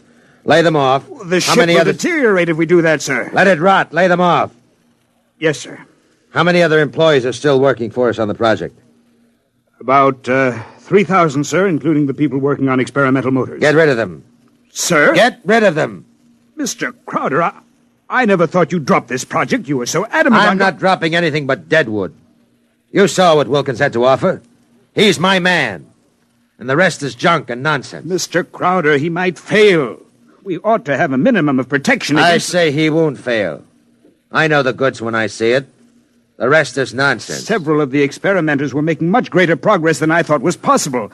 There are great opportunities there. I'm not interested. Not only in the field of spaceships, sir. One man has a motor no bigger than a football, which will drive an automobile 24 hours on 4 cents worth of fuel. It's almost finished, sir. Not interested. It will be of great benefit to mankind, sir. Your name will go down... My name will go down in history for this spaceship. The profits in such a motor, sir. I have more money now than I even know how to count. And when I make my space flight, I'll have more than that. Yes, sir. You just lay everybody off that isn't needed. Give them 2 weeks' pay and my thanks for a thankless job well done. And that's all. Yes, sir. I'll get it done, sir. Oh, one more thing. There's no need to let the folly rot. Dismantle it. Sell the basic materials we don't need. Salvage whatever will be useful to us. That's all. A year's work. Yes. In 10 years or 20 years, and I do the same thing. That's why you're an engineer, and I'm an executive. That's why you work for me. Because when I have to, I can be ruthless with my own mistakes. When a thing has lost its usefulness to me, I get rid of it. Well? I was just thinking, Mr. Crowder, what would happen to me if my usefulness to you were over? I've worked for you 20 years now. Just don't give me any occasion to consider your usefulness terminated. That oughtn't to be too hard. What? Nothing, sir. I'll make the arrangements at once.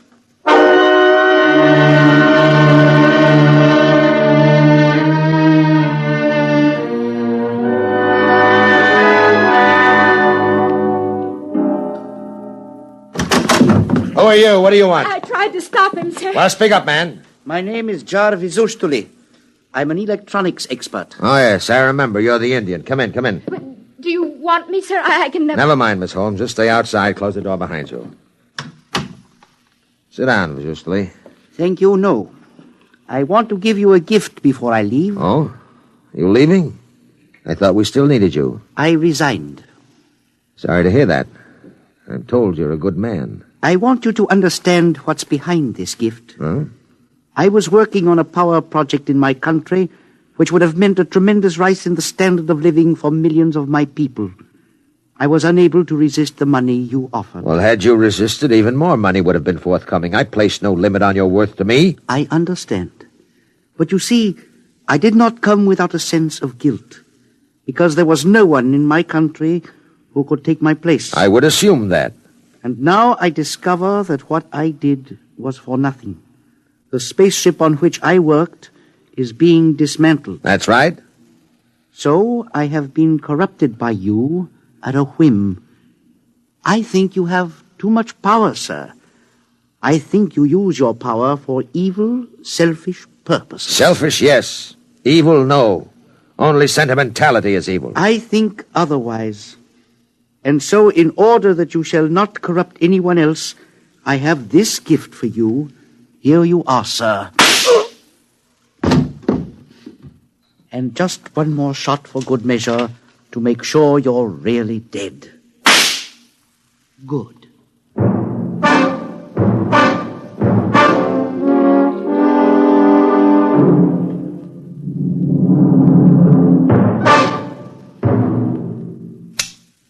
Miss Holmes, there's a man on his way out by the name of Jarvis Ustuli, an engineer. He's not to be molested. He probably won't stop at the cashier, so I want a check for 6 months' salary in advance mailed to his home address. The man showed a certain quality of ruthlessness which is deserving of recognition. Oh, and have the chief of the company police bring me a new bulletproof vest. This one seems to have been dented in a couple of places.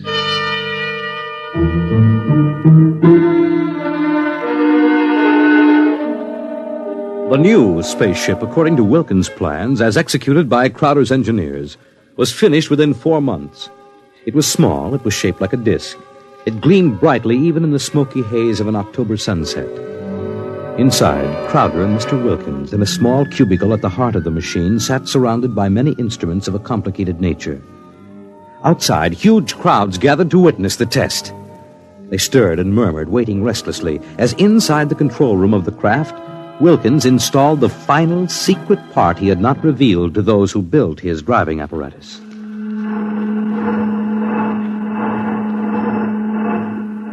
Well, Wilkins, what's holding us up? Nothing new. Oh, sentiment, perhaps? A wish to look once more on Earth's familiar scenes?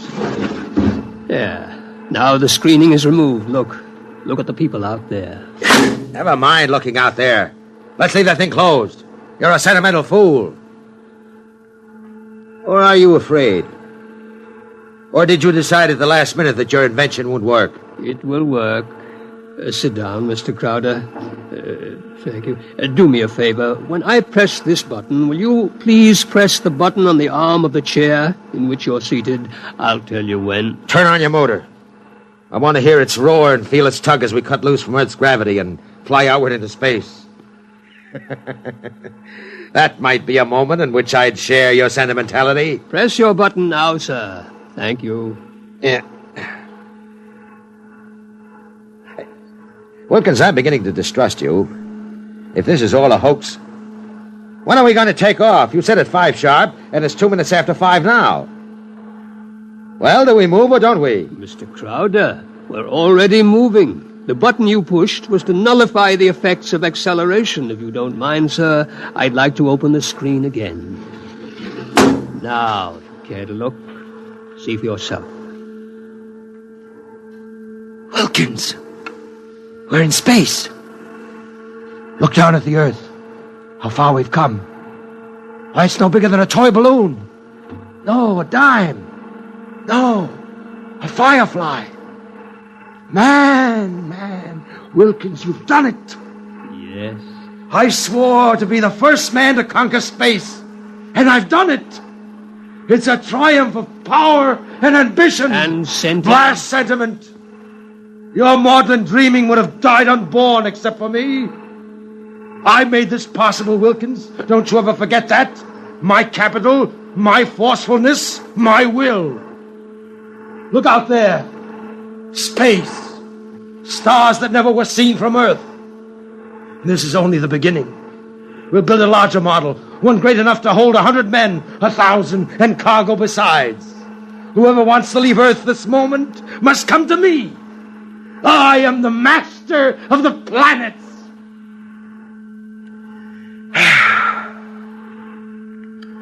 All right, Wilkins. Turn back now.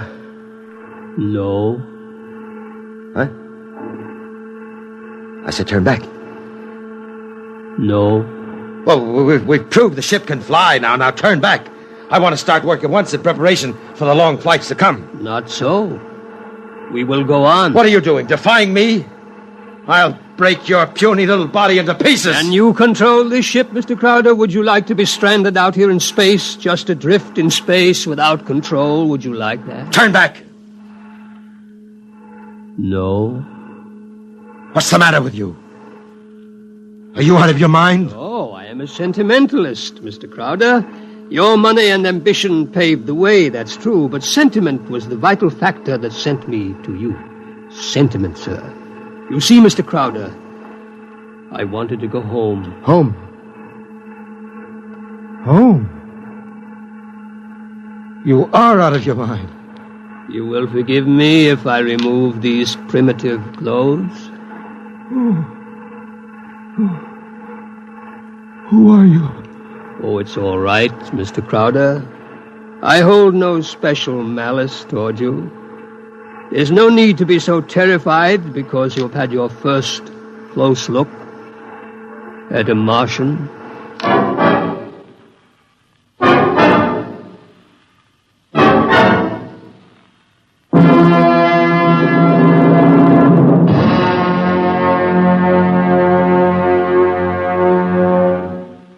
You have just heard X-1 presented by the National Broadcasting Company in cooperation with Street and Smith, publishers of astounding science fiction. Tonight by transcription, X-1 has brought you The Vital Factor by Nelson Bond, as adapted for radio by Howard Rodman. Featured in the cast were Joe DeSantis, Guy Sorrell, John McGovern, Grant Richards, Louis Van Ruten, Richard Hamilton, and Florence Williams. Your announcer, Fred Collins. X-1 was directed by Daniel Sutter and is an NBC Radio Network production.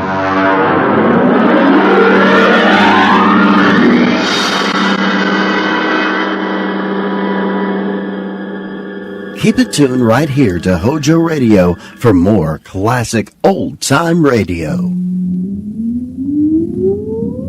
Countdown for blast off. X-5, 4, 3, 2, X-1, fire.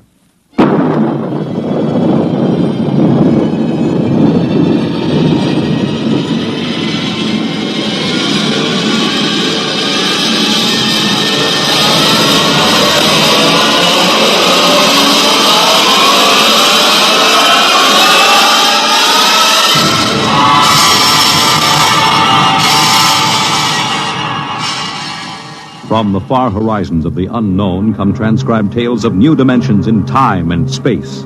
These are stories of the future, adventures in which you'll live in 1,000,000 could-be years on 1,000 maybe worlds.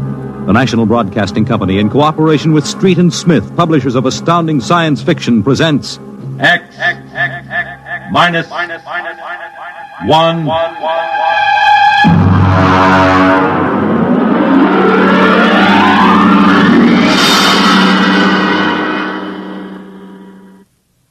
Tonight's story, Nightfall, by Isaac Asimov.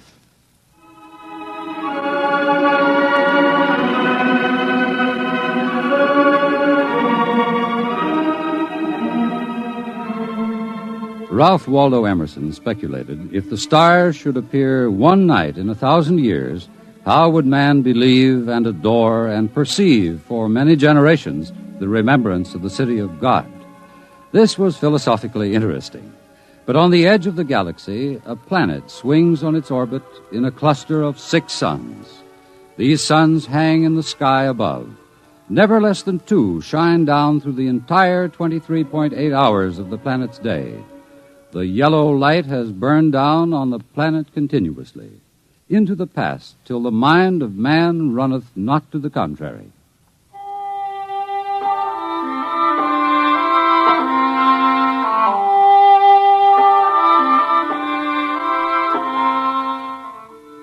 Theremin was a reporter for the Sarrow City Chronicle. He covered them all, from the night police beat to politics to the sports pages, and the city editor wanted him to cover the biggest story of the year, perhaps of all time. It was an interview, a particularly difficult interview. But then, since his first days as a cub, Theremin had specialized in difficult interviews. It cost him bruises, black eyes, and broken bones, but it had gotten him an ample supply of coolness and self-confidence. He didn't expect violence, though, from an astronomer. You're from that newspaper? Well, you got a lot of gall coming here. Well, now, look, Dr. Aton, it's only a job. I've read your paper. You've been writing this observatory for 2 months now. You've attacked me personally. I have nothing to say to you. Well, this is your chance to get your side into the paper. Look, Dr. Aton, I'll give it to you straight. 2 months ago, the observatory issued a press statement that the world was coming to an end. Now, that's the same story the cult of the Book of Revelations had been preaching. Now, when a scientist backs that up, it's news. Our conclusions have nothing to do with the cult. The cult is full of superstition and mysticism. We're scientists. You've got the people pretty angry. It doesn't matter. If I can't get the story from you, I'll have to go somewhere else. Go ahead. The paper can be pretty rough on someone who doesn't cooperate, Dr. Aton. Young man, if you're not out of the observatory within 5 minutes, I shall call the police. Now get out.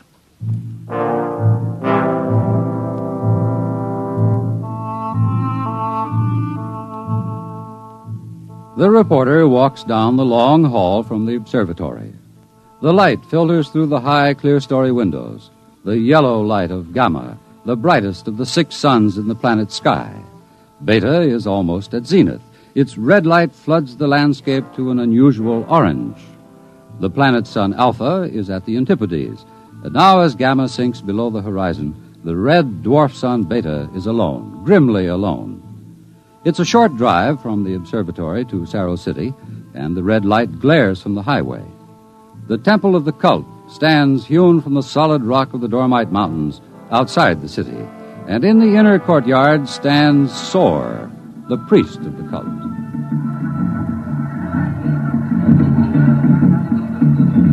Woe to the unbelievers!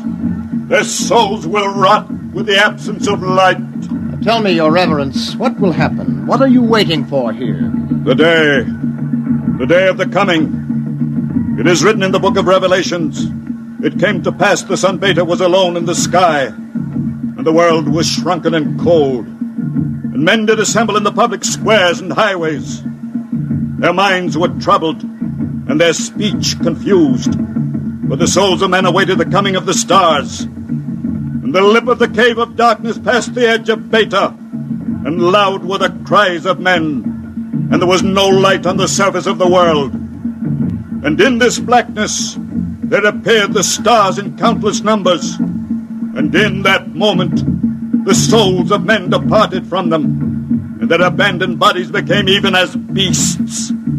From the stars then reached down the heavens flame, and where it touched, the cities of the world flamed to destruction, so that of man and all the works of man naught remained. So it is written.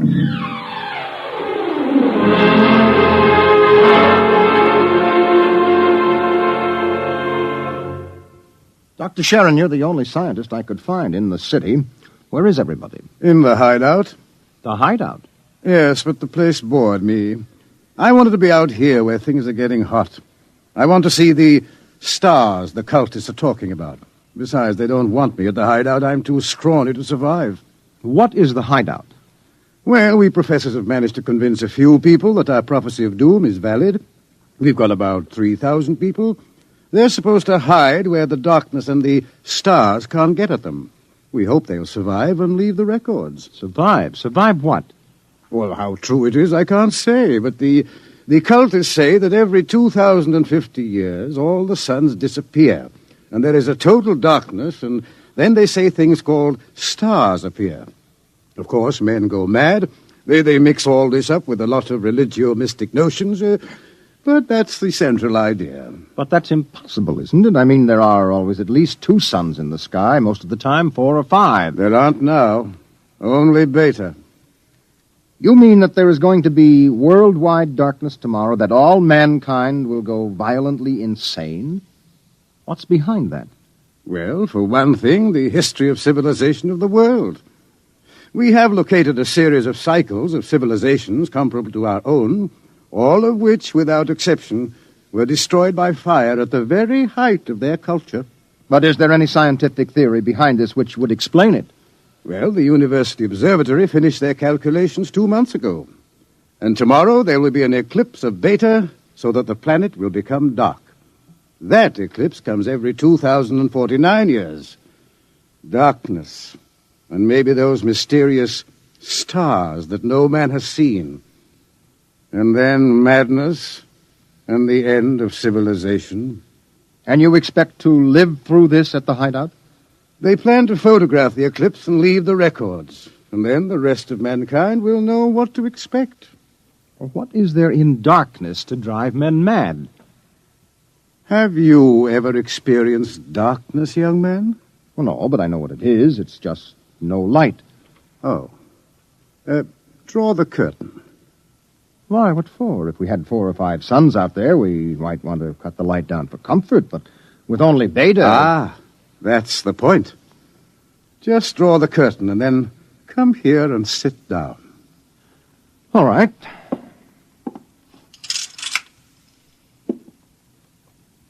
I can't see you. Feel your way. But I can't see you. I can't see anything. Do you like it? Oh, it's awful. The walls seem to be closing in on me. I keep wanting to push them away. All right, all right. Draw the curtain back again. Oh, the light. Do you have a drink? Right here.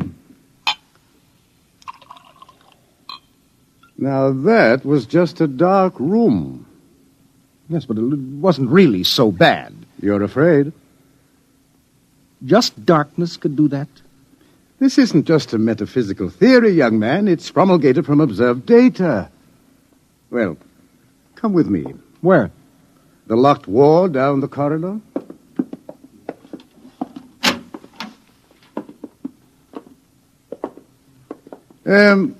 Were you at the Cerro City Centennial Exposition 2 years ago?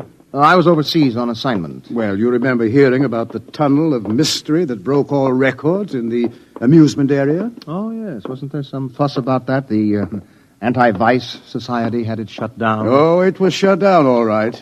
But the Blue Noses had nothing to do with it. That tunnel was nothing but a mile-long passage through darkness. You rode in a little car, and it took 15 minutes to get through. Oh, it was very popular while it lasted. Popular? Well, there's a fascination to be frightened when it's part of a game. Absence of light is one of the instinctive human fears. People came out of that 15 minutes of darkness shaking and half dead with fear. Weren't there some deaths? Oh, bad hearts, but that wasn't the big danger. Now, which key is this? Ah.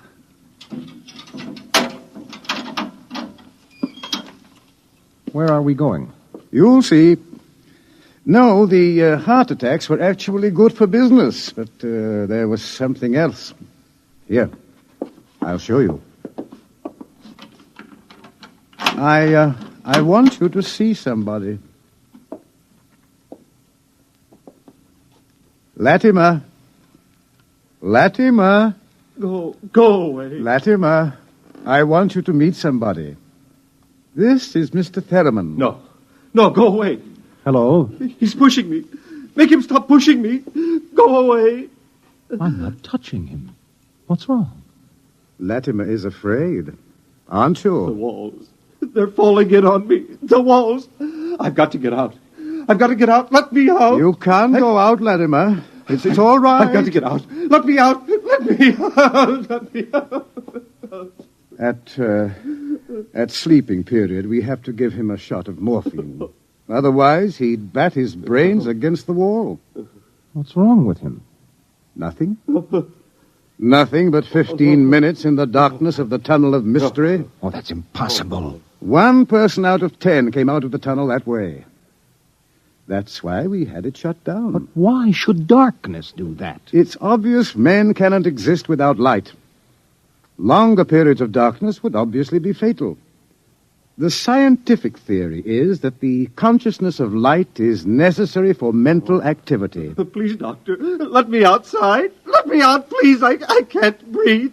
They're pushing me. They're always pushing me. I can't stand here. Well, there you are, Theremin. That's what 15 minutes of darkness will do. Man just wasn't built to operate without light.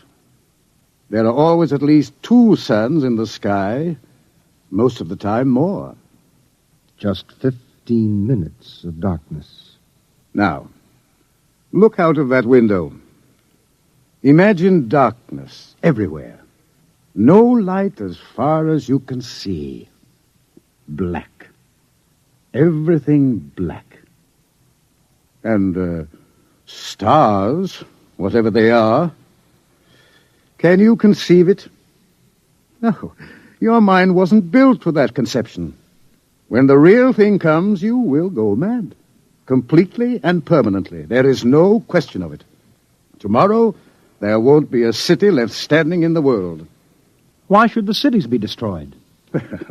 If you were in darkness, what would you want more than anything else? What would it be that every instinct would call for? Light. And how would you get light? I don't know. You'd burn something.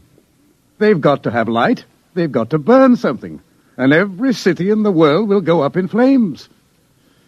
Well, shall we go back to my office, Mr. Theremin, and have another drink?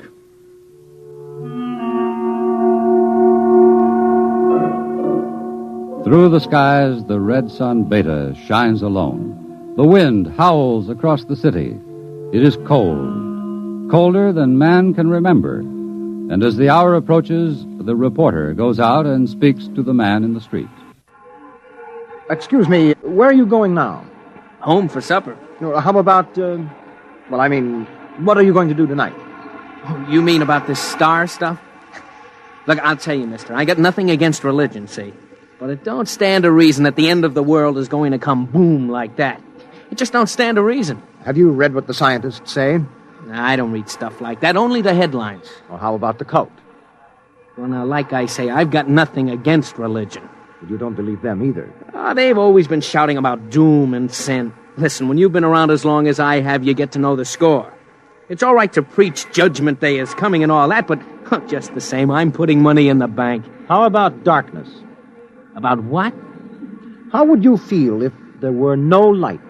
You crazy. How could there be no light? Well, suppose all the suns went down at once. Suppose everything was black. That's crazy. What's the use of supposing something like that? It couldn't happen. It's crazy. That's all. Thank you. Sure. Oh, look, mister, remember, pallet with 2 L's?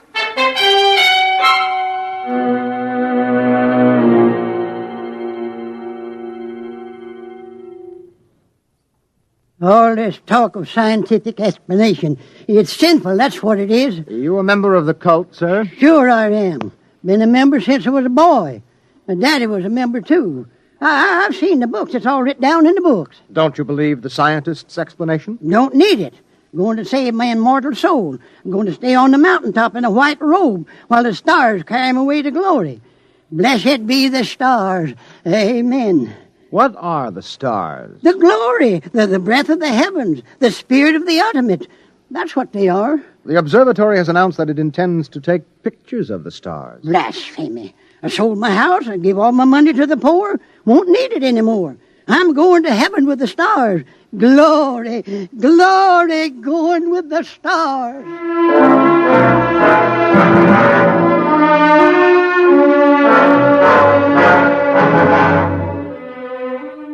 The reporter checks the stock exchange, the stores, business at a standstill. Doesn't pay to buy anything today, not if the world is going to end tomorrow. There are predictions of economic collapse in the financial section, layoffs at the factories on the edge of the city, and through the streets the people will mill and turn, unsure, crying in fear or shouting with bravado. The story isn't here in the city, and so as the hour approaches, the reporter goes again to the observatory, high in the hills. Look, Dr. Aton, if you are right, if the world is going to be destroyed, what is the difference if I stay here and observe and take notes? Nothing, I suppose. You will be in the way. We have work to do. If I stay out of the way. Hello, hello. Oh, this place is like a morgue. It's freezing outside. The wind is enough to hang icicles on your nose. Beta doesn't seem to give any heat at all, the distance it is. Why aren't you in the hideout, Sharon? Me? I'm part of the race that isn't worth perpetuating. Who's got a bottle? There'll be no alcohol today. Be too easy to get my men drunk. I can't afford to tempt them. All right, Thurman, you can stay. Time we took our positions, the observatory dome is up these stairs. After you. Ah! What is that? Up in the dome, quick! What is it? It's the plates. The photographic plates are all smashed. There he is. A cultist. He's going for the telescope. After him. All right, I've got him. Let go! No. Let go must be destroyed! It must be! It's all right. He didn't harm anything. Let him up. Well, that's the high priest. I was talking to him yesterday. All right. What do you want? Nothing that you would give me of your own free will. I made a bargain with the cult to give me certain data that you had. In return, I promised to prove the essential truth of the creed. There was no need to prove that. It stands proven by the book of Revelations. I offered scientific backing for you believers. You made of the darkness and the stars a natural phenomenon and removed all its real significance. That was blasphemy. The facts exist. Your facts are a fraud and a delusion. How do you know? I know. I suppose you think in trying to warn the world against the menace of madness, we are placing souls in jeopardy, huh? Well, we haven't succeeded, if that makes you feel better. Your devilish instruments must be destroyed. We obey the will of the stars. Someone call the police in Cerro City. There's no time for that. Let me handle this. The eclipse is only a few minutes away. Look, you. Will you give your word of honor to cause no trouble? I will not. Listen. Just as soon as the eclipse starts, we're going to take you and put you in a closet with the door closed, and you will stay there. Then you won't see the darkness, and you won't see the stars. And that means the loss of your immortal soul, according to the cult. All right. Will you give your word of honor? You have it. You will all be damned for your deeds of today. Look at Beta. The eclipse has started. You can see the blackness against Beta. Get busy on those cameras. Check the exposures very carefully. You're shaking, Mr. Ferriman. Yes, I don't feel very well. You're not losing your nerve. No, I'm just not used to it. You could probably make the hideout. I have been assigned to cover a story. I intend to cover it. Oh, professional honor? Yes. Yes. Allah sofanet radrak. Allah sofanet. What is that? The cultist. That's the book of Revelations. I don't understand it. He is chanting some old cycle language. The book of Revelations was originally written in it. There are probably 2 million people in Cerro City who are trying to join the cult. One gigantic revival. How do the cultists manage to keep the book of Revelations going from cycle to cycle if everyone goes mad? Who wrote the book? There are some people who don't see the stars. The blind, those who drink themselves into a stupor, and children, to whom the world as a whole is too new and too strange for them to be frightened at stars and darkness. They would have memories, and that, combined with the confused, incoherent babbling of the mad, formed the basis for the book of Revelations. Oh, the cult will be riding high down there in the city. I hope they make the most of it. Dr. Sharon, I just heard from the hideout on the private line. Oh, they're in trouble? They are safe, but the city is a shambles. You have no idea. Well, it'll get worse. But what are you shaking about, Dr. Ayton? How do you feel? You don't understand. The cultists are rousing the people to storm the observatory, promising them immediate entrance into grace, promising them salvation, promising them anything. How long till the total eclipse? An hour. Well, it's a gamble. It will take time to get a mob out here. If the darkness comes first, we're all right. Oh, look at Beta. It's cut in half. Half of it is black. Yes, it's getting darker. An interesting phenomenon. Oh, my collar is suddenly tight. Are you having any difficulty in breathing? No, why? Difficulty in breathing is one of the first symptoms. We have experimented. I'm cold. Seems to be getting colder. Yes, well, we'd better keep our minds on something else. One of the astronomers has a theory about the stars far away to see in the light. He developed a fantasy about a planet revolving around one sun. It's a mathematical possibility. Of course, there couldn't be any life. Part of the planet would always be dark and without light. Well, it's obvious. Without light, there can't be any life. It's time for the artificial light. We can't read the instruments. Artificial light? One of the researchers at the university worked it out. Why, it's beautiful. Yellow light. After 4 hours of red. It's beautiful. Light. Light.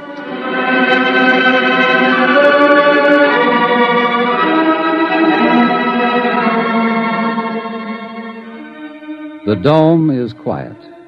The priest in his yellow robe sways slowly as his lips move in the ancient tongue. Over and over, he whispers the invocation to the stars. The technicians hunch over the instruments, and the sky gradually turns a horrible deep purple red, and the air grows denser. Dusk, like a palpable entity, enters the room, and the dancing circle of yellow light about the torches etches itself into ever sharper distinction against the ever-gathering grayness beyond. Outside, Beta is a mere smoldering splendor, taking a last look at the world. The western horizon, in the direction of the city, is lost in darkness, and along the highway to the observatory surges a menacing, shadowy mass. Mob from the city, they're coming. How long till total eclipse? 15 minutes. But they'll be here in 5. We'll hold them off. Come on, Fetterman, downstairs.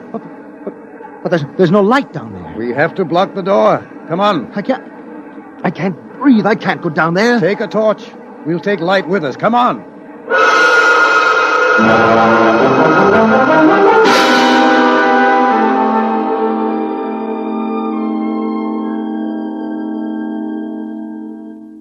Aiton.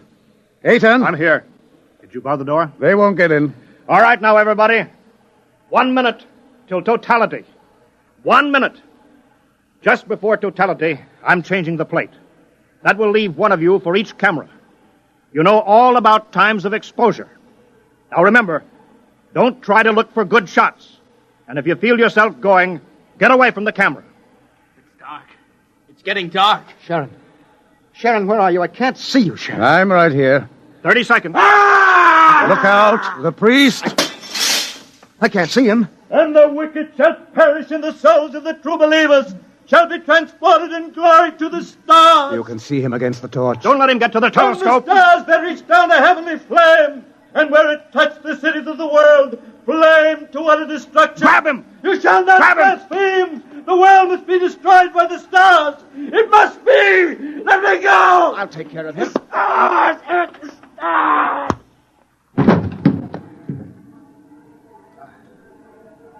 5 seconds to totality. 4, 3, 2, 1.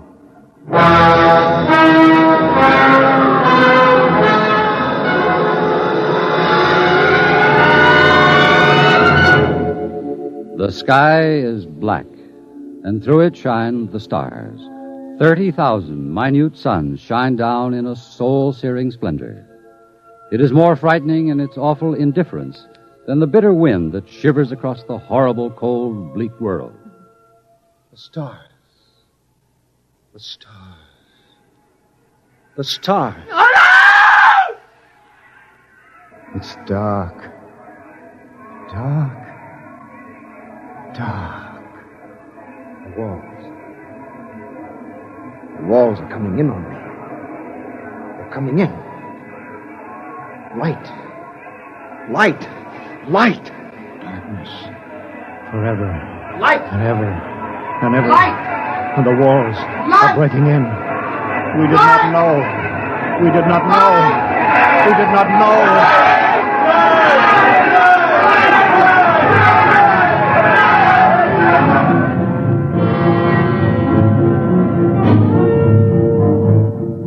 On the horizon, in the direction of the city, a crimson glow begins growing. 1,000 fires strengthen in brightness that is not the glow of the sun. 1,000,000 fires, as a world mad in the darkness screams in terror for the light. The night has come again.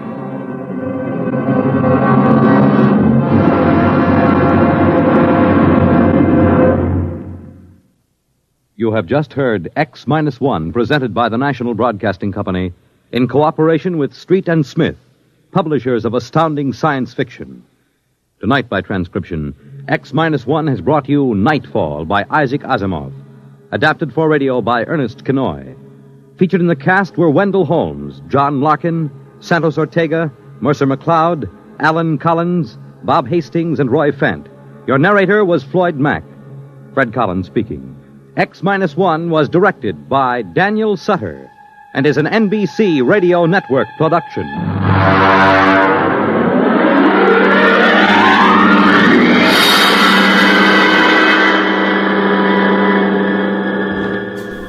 Our next broadcast was produced for syndication in 1949 at WMGM New York.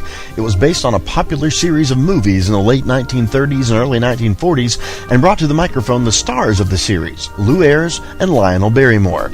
Ayres plays the young, idealistic doctor, and Barrymore, ever in character, was the crusty, lovable diagnostician.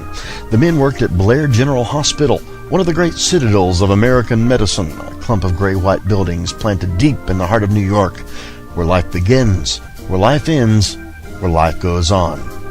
We present to you Dr. Kildare on HOJO Radio. The story of Dr. Kildare.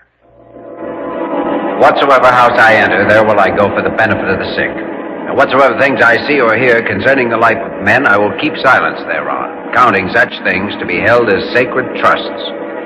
I will exercise my art solely for the cure of my faith. The story of Dr. Kildare, starring Lou Ayres and Lionel Barrymore. Metro-Goldwyn-Mayer brought you those famous motion pictures. Now this exciting, heartwarming series is heard on radio. In just a moment, the story of Dr. Kildare. But first, your announcer.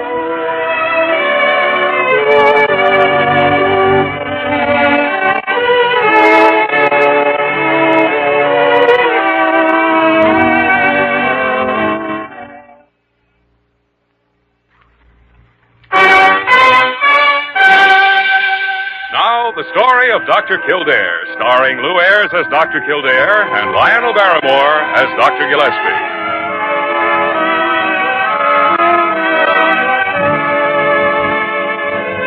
Blair General Hospital, one of the great citadels of American medicine.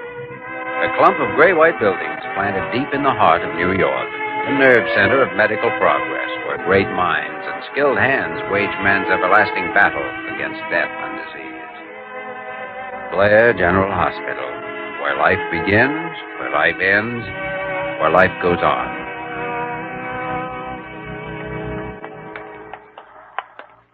Oh, wait a second, Jimmy. Hmm? Here's the Gotham bookshop. Come on, I want to show you something. Well, I'm due back at the hospital at 6. I have a date with Diana. Oh, it won't take a second. They had it here last week. I hope they still got it. Got what? Good afternoon, gentlemen. Can I have it? Oh, Dr. Gillespie. I'll bet I know what you want to see. That's right. I wanted to show it to Dr. Kildare. You haven't sold it. Oh, no. I have it right here in the case. I know you'll be back for it. Oh, I merely want to look at it. There you are. Oh, fine, only I still don't know what... Well... Precisely. Ad corpore sano, being a repository of ancient wisdom and the art of healing. Compiled by Sir Douglas Harkley, physician at large. Look at the date. 1721. Yeah. I mean, I've heard of this, but I never thought I'd see a copy of it. And the price isn't bad either, but considering. $350. Not bad for anyone but a staff doctor, you mean? I'd give my left arm for this book. What a tarnation. No, somebody just went through a red light, that's all. Here, listen to this. It be claimed by certain practitioners in Venice that maladies of the brain be oft times alleviated by boring with an auger several apertures of goodly size through the bone of the skull. Yes, I imagine it alleviated it all right. Permanent cure. And without anesthetics. Do you have a telephone here? Why, yes, madam. There's one in the bag. My husband just hit my car. I think he's killed. Grab her, Jimmy. Here. Put her on the chair. She isn't the one who needs help. Clerk. Yes? Will you call Blair Hospital and have them send an ambulance? Well, certainly, Doctor. Come on, Dr. Gillespie. Let's have a look.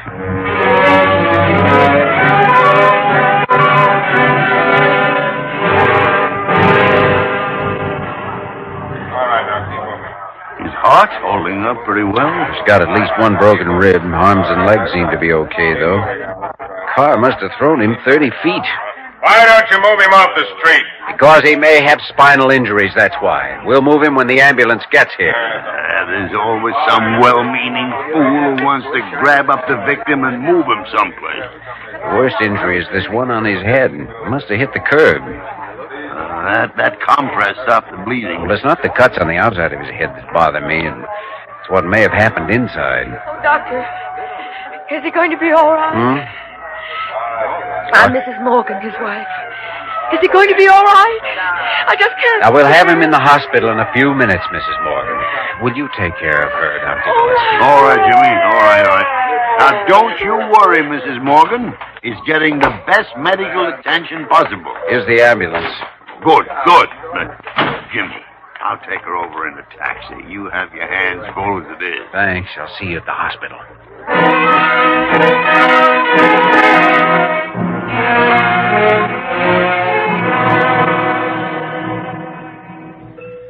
Dr. McDonald, check with the reception desk, please. Check with the Taking it reception straight desk. on up to surgery, Diana, operating theater 7. Oh, I'd like you as surgical nurse. All right, Jimmy. He has lots of cuts and bruises, but I doubt if they're serious. But there is concussion. How bad, I don't know yet. Then you want intravenous glucose. Yes, and plasma. I've already given him one plasma concentrate to hold down intracranial pressure, but you better have a rack set up. All right, Jimmy. I'll go on up and start things moving. Be there in a couple of minutes. Oh, I'm sorry about the date. This is a date, Jimmy. An important one. I just heard about the emergency, Dr. Kildare. Is there anything I can do? Oh, yes, Parker. I may need an anesthetist. Who's on duty? Ramsey. I'll have to find him. He's somewhere in the building. Good. What happened to Dr. Gillespie? I thought he was with you. He's coming over in a taxi with the patient's wife. She's edging on hysterics, you know, so he'll probably want you to help with her. Oh, all right, Dr. Kildare. Dear. Dr. Kildare, why didn't someone tell me sooner? Had you what, Dr. Carew? About the accident. Oh, I do hope we're adequate to the crisis. Crisis? This sort of thing happens every day. It does? Oh, of course it does. Well, it's just that Dr. Gillespie and I were in on this one, as you might say. That's Blair Hospital.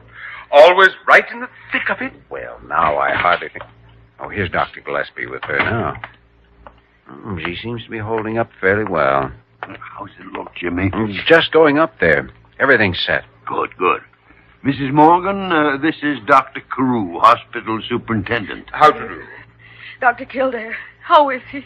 Holding his own so far. He'll be all right. Mr. Ramsey, report to Dr. Kildare in surgery at once. Surgery? Emergency. Oh, Dr. Kildare, you're not going to operate? No, we always use an operating room for accident cases. It reduces the chance of infection. But he'll die if you operate. I know he will. No. Operations are horrible, always. They're worse than not doing anything. Now, Mrs. Morgan. Dr. Gillespie, will you take care of her, please? I'm going with you, Jimmy. You look after her, Dr. Carew. Oh, dear. Well, I'm not sure that... Parker will be here in a couple of minutes, Dr. Carew. Oh, all right. Tell me, Mrs. Morgan, have you read any good books recently? Oh, no. Oh, someday I still hope to find one thing that idiot can do right.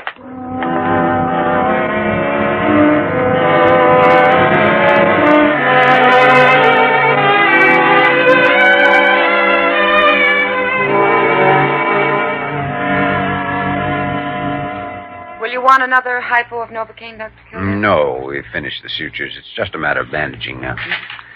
I don't like this prolonged unconsciousness, Jimmy. I don't either. Take these sponges, please. He's only awakened once, and then just for a few seconds. Well, we have used fairly heavy medication. Compress, Doctor. Thanks. Tape, please. Bleeding seems to be pretty well controlled now, as far as the rest of the cuts are concerned. Well, they didn't amount to much. That rib was easy. Clean break. I guess that does it. Oh, Diana, will you check his blood pressure again? All right, Doctor. We'll x-ray first thing in the morning, but I'm certain it's a closed fracture. There are radiating cracks into both the temporal and occipital. As far as I could tell, there's no fragmentation. Well, then he's lucky, because he must have hit that curbstone an awful solid wallop. Another thing that bothers me, the chance of Chronicle on the opposite side of the head. Pressure's still rising. Let's see. First transfusion isn't holding it. All right, better give him another IV and dilute the plasma ampule only 1/2. Yes, Doctor. I don't know, Jimmy. With this blood pressure trying to come up and this unconsciousness. But still, Dr. Gillespie, there are no other signs. Unless... Oh, let's have another look. Right eye looks okay. Left eye... What is this? Look. Left eye dilated, right one normal. Oh, we got trouble. Extradural hemorrhage. That means an operation. Yes, immediately if possible.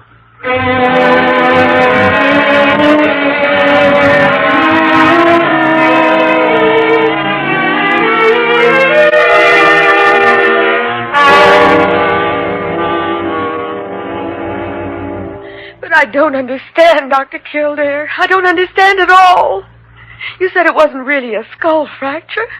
Then why must you operate? Well, Mrs. Morgan, sometimes a concussion can be worse than a fracture. You see, the skull surrounds the brain like a closed box, and a severe blow can damage arteries and tissue inside even when the bone isn't broken. Well, that's what's happened in your husband's case. But why an operation? What good does that do? Well, it's the only thing that does any good, Mrs. Morgan. It gives the doctor a chance to repair the damage, tie off ruptured arteries if necessary, and so on. It isn't dangerous if it's done at once, but with your husband unconscious, I need your permission to go ahead. That's absolutely true, Mrs. Morgan. I agree with Dr. Kildare's diagnosis and with his proposal. And I'm quite sure Dr. Carew will tell you the same thing. Oh, yes, yes, indeed, yes, indeed. There's really no question about it at all. Doctors, you're all alike, every one of you. The first thing you want to do is operate. I'm not advising this because of some personal whim. Believe me, it's the only thing to do, that's all. Well, it's not going to be done, and that's final. Oh, please, Mrs. Morgan. My husband is alive now, and he isn't going to be killed by an operation. But the purpose of the operation is just the opposite. It's to save his life. I know about operations, and I won't give you permission. I won't sign anything, and that's all there is to it. Well...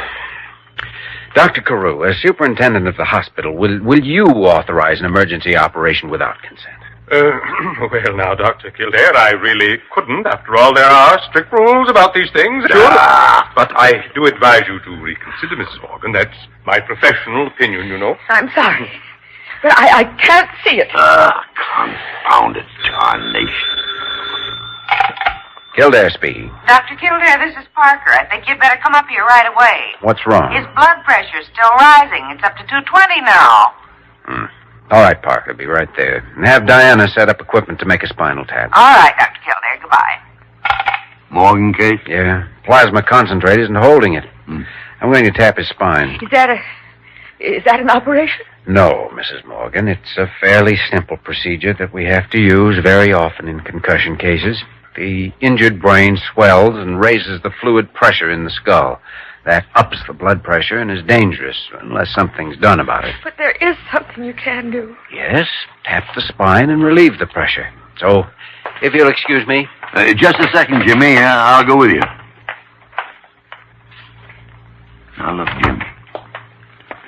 After you make this tap, go ahead and get ready for the operation. I'll get her permission some way. How? I don't know. It might even be a little unethical, but I'll get it somehow. He's got to be operated on within a couple of hours at the most. If he isn't, he'll be dead before morning.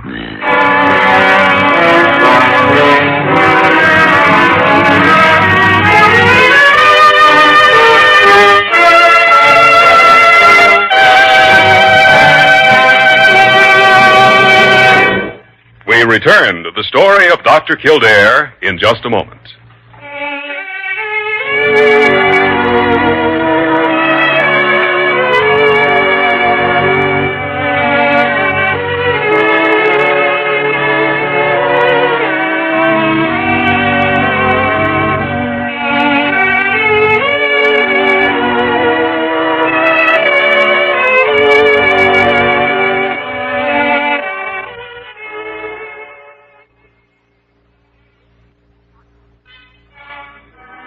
Now we continue with the story of Dr. Kildare, starring Lou Ayres as Dr. Kildare and Lionel Barrymore as Dr. Gillespie.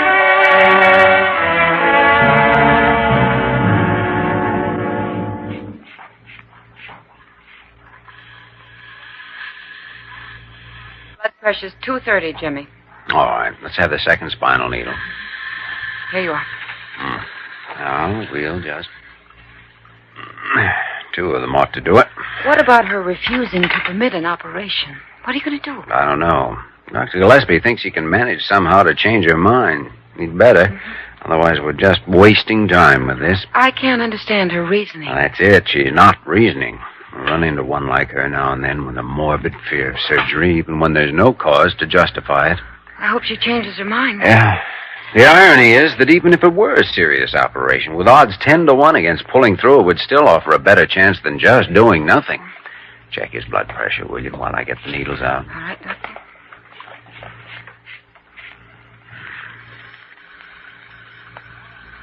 Down to 220 already. Good. We may have to make another tap a little later, but this ought to do for now. There. I'm always amazed the way a spinal tap shows an effect so quickly. Yeah. Come in. Oh, Ramsey. Hiya, Doc. I understand something's cooking. Yes, I want an operating theater set up. Is 6 ready? It will be in 5 minutes. What is it? Intracranial, extradural hemorrhage. This the patient? Yeah. The anesthetic's no problem. Use local blocks, I suppose. Yes, and standard cranial instruments plus a Hudson burr. Just set up and stand by. Right. But, Jimmy, suppose Dr. Gillespie doesn't get permission. Well, at least we'll be ready if he does. Of course, you could go ahead without it, as long as you're sure. I know. No, it's a risk, though. There's always that one chance of something going wrong. Well, we can't do anything else here for the next 5 or 10 minutes. Do you suppose there's any hot coffee in the wardroom? I bet you. You got a bet.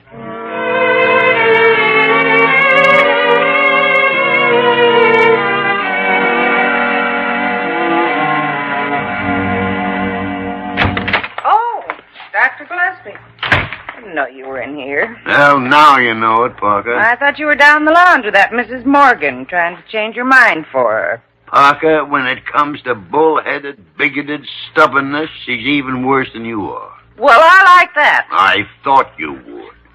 Confound it, I've weakened her a little, but that's as far as she'll go. Well, seems like there ought to be some way. For instance? Well, I don't know. Of course you don't know.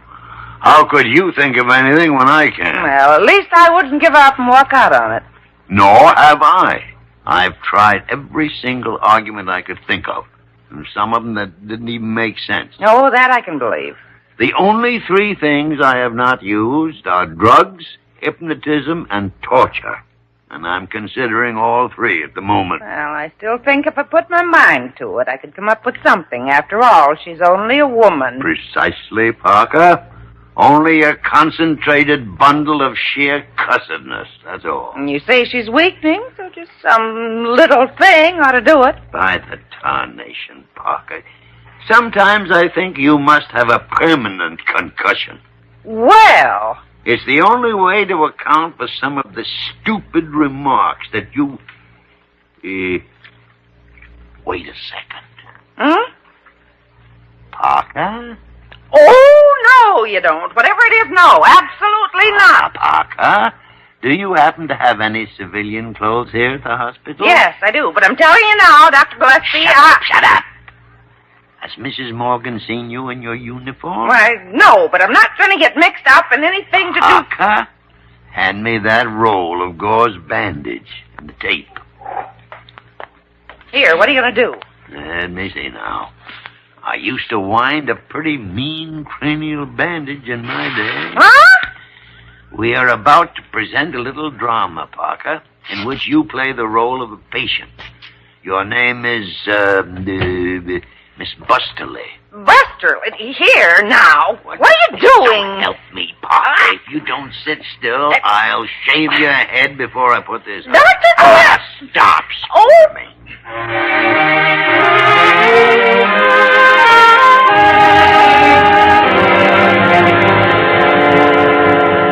Now, just a moment, Dr. Gillespie. Are you trying to tell me that this same operation was performed on a woman just this morning, and now she's up walking around? That's right, Miss Morgan. That's right. A patient of Dr. Kildare's. I saw her out in the hall just a few minutes ago. I don't believe it. Well, now, if it's a question of establishing my veracity, I'll just say if she may still be around.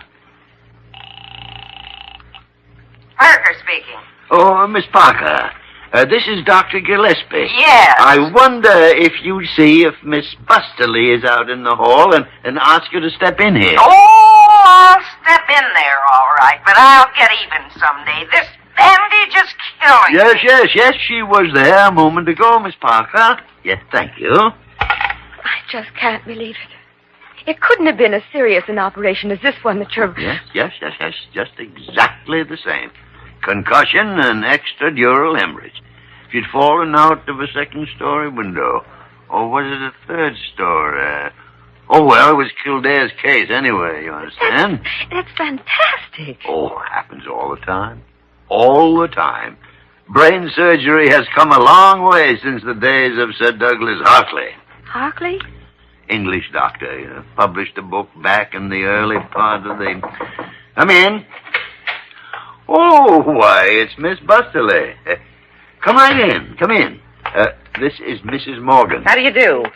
Dr. Gillespie, I want to go home tonight. I've got a dozen things to do, and Dr. Kildare says I have to stay here until 9 o'clock in the morning. Well, now, it's a good idea not to be too hasty, Hey, Miss Busterly. How do you feel? Wonderful. I could lick my weight in tomcats. Wildcats. I've never felt better in my life. Miss Busterly, do you mean to say that you underwent brain surgery just this morning? Oh, yes.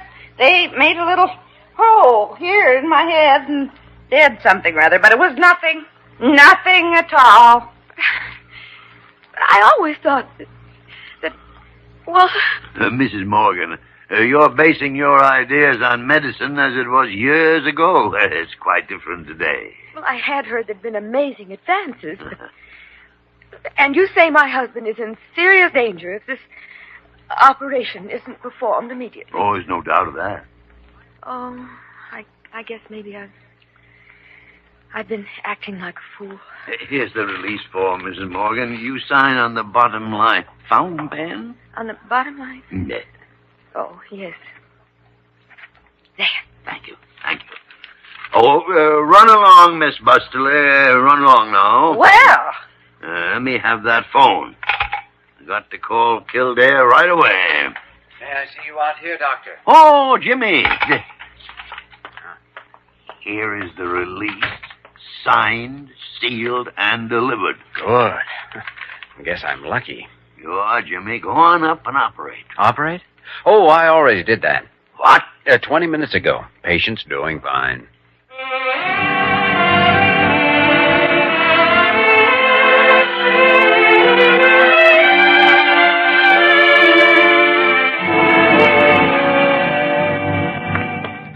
Oh, dear. Aha, there you are. Carew, that is the first statement of yours in weeks that I can't argue about. here we are. Well, what about it? Now, don't you start baiting me, Dr. Gillespie. It is you I came here to talk to. What's the trouble, Dr. Carew? Well, you should certainly know, Dr. Kildare, after all. After all, what? Well, not to mention names, suppose we put it this way. The little bird just told me. Those birds seem to be following me all over the hospital lately. I want it clearly understood that I have no responsibility in the matter. You did it entirely without my knowledge. Did what? You know very well what. You operated without permission. Well, Jimmy, a nasty rumor is apparently circulating. So it seems. By the way, Dr. Carew, will you take a look at this? Thank you. Now, I'll grant you, Dr. Kildare, that the operation was necessary, this is to certify, but nonetheless, your action was highly unethical, and we, the Blair General Hospital, simply cannot, on this date, tolerate, release. What's this?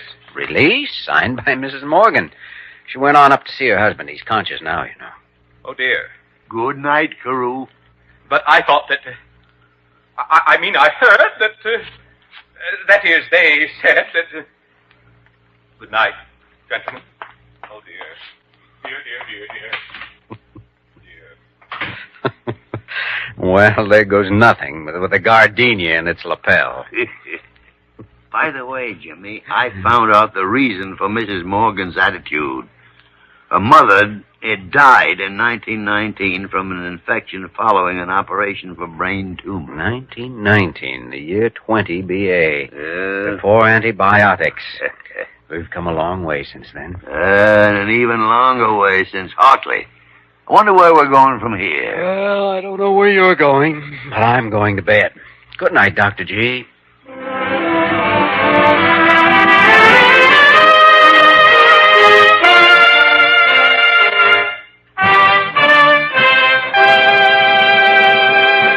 In just a moment, we will return to the story of Dr. Kildare.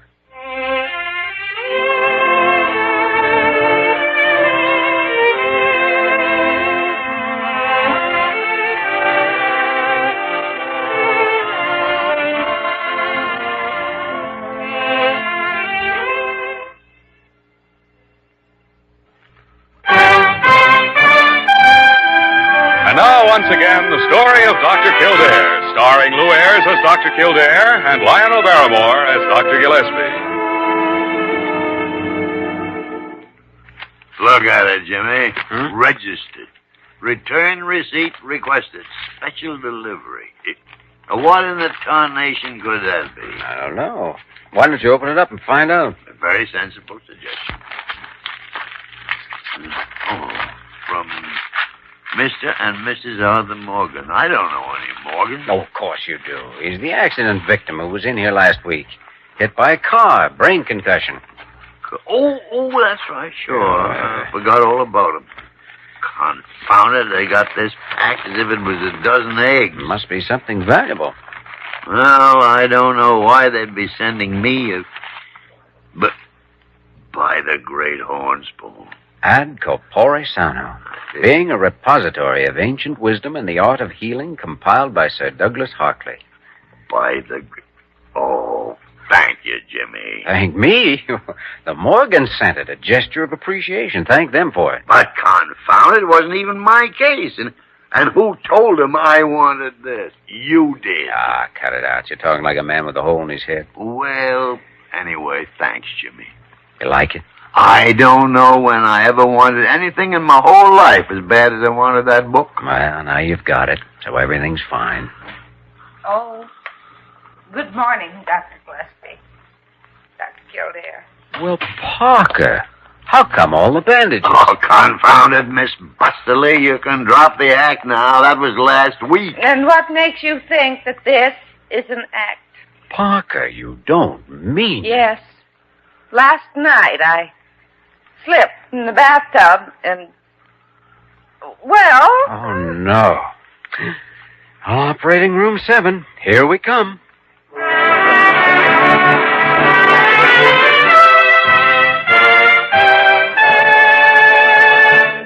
You have just heard the story of Dr. Kildare, starring Lou Ayres and Lionel Barrymore. This program was written by Les Crutchfield and directed by William P. Russo. Original music was composed and conducted by Walter Schumann. Supporting cast included Virginia Gregg, Ted Osborne, Georgia Ellis, Vic Perrin, and Lorene Tuttle. Dick Joy speaking.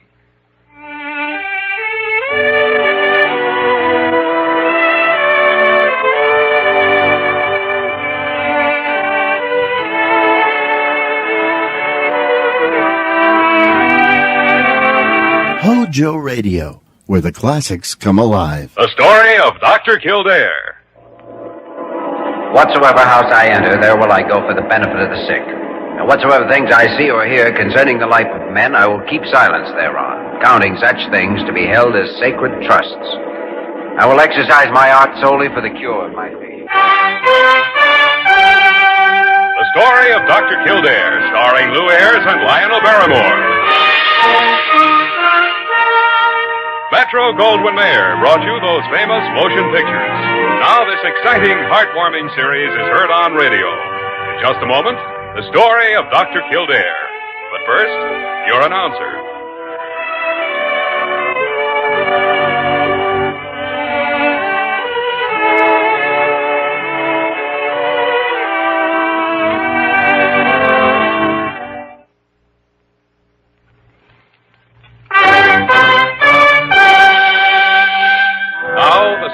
Dr. Kildare, starring Lou Ayres as Dr. Kildare and Lionel Barrymore as Dr. Gillespie.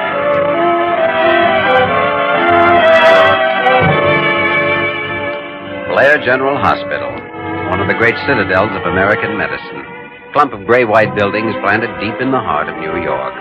The nerve center of medical progress, where great minds and skilled hands wage man's everlasting battle against death and disease. Blair General Hospital. Where life begins, where life ends, where life goes on.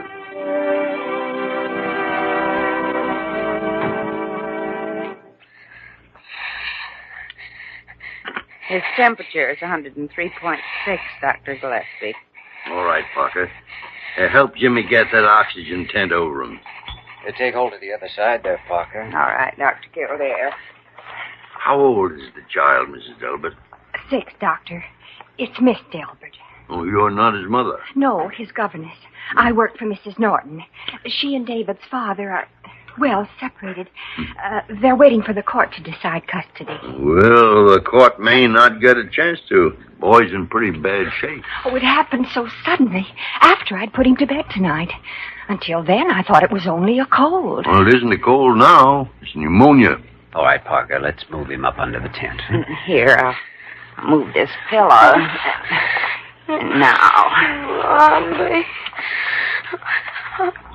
Mommy. Oh, it's all right, David. Mommy will be here pretty soon. Close the tent on your side now.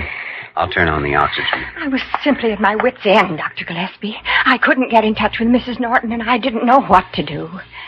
Adjust the valve if you need to, Parker. All right, Dr. Kildare.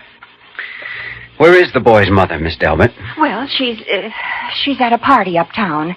We had no idea when she left that it was anything serious. Can't you call her? No, it's some people who are leaving town tomorrow, and their phone is disconnected. Do you know where Mr. Norton lives? Yes, he has an apartment uptown, but, well, I mean, Mrs. Norton wouldn't have liked it if I... Well, I thought I'd better call the hospital. I see. Jimmy, there's not much we can do for the next 2 or 3 hours till this hits a crisis. Suppose we get out of the room now and give the boy a chance to quiet down. A good idea. Better stay with him, Parker. Call us if there's any change. Yes, Doctor. This way, Miss Delbert. Thank you.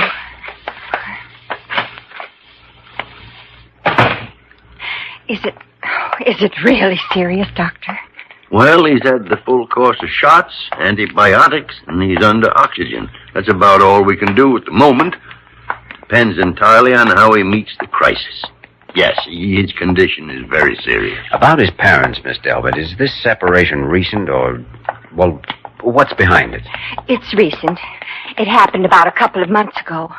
I don't think either of them actually know what caused it, but, well, now their pride's involved, and, well, I shouldn't even be talking about it. And you mean by implication that I shouldn't be asking? Well... You got something in mind, Jimmy? Yes.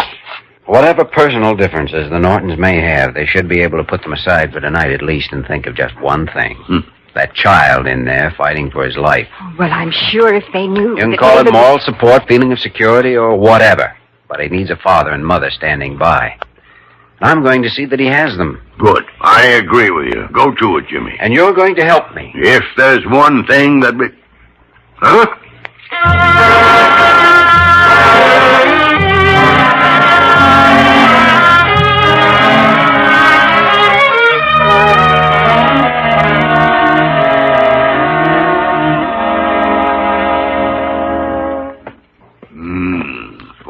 12B. Must be it.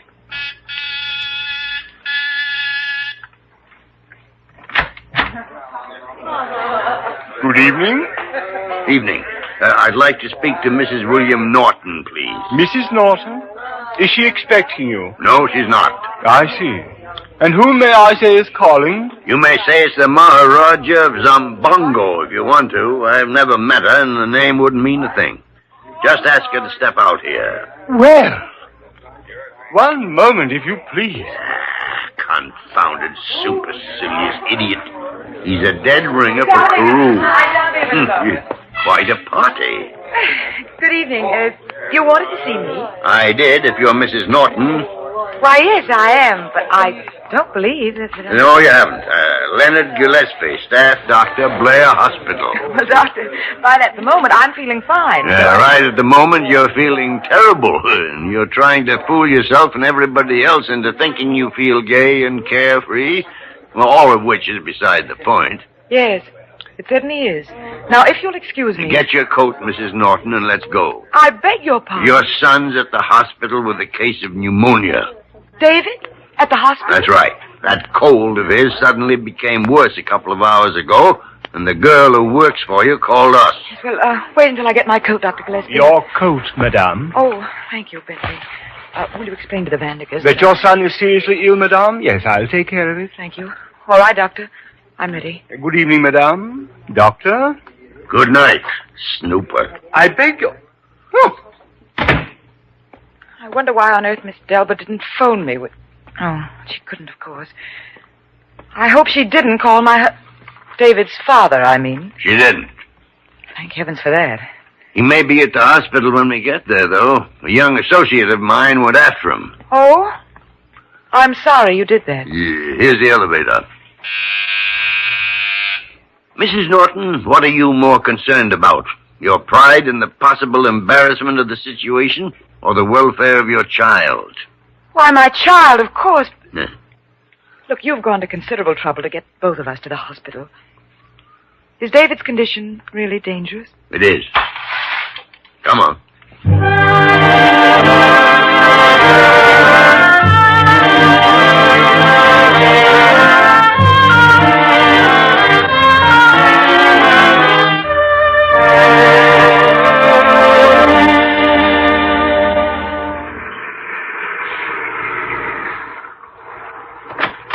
Just wait, I'll be right back. He's supposed to be here in the bowling alley.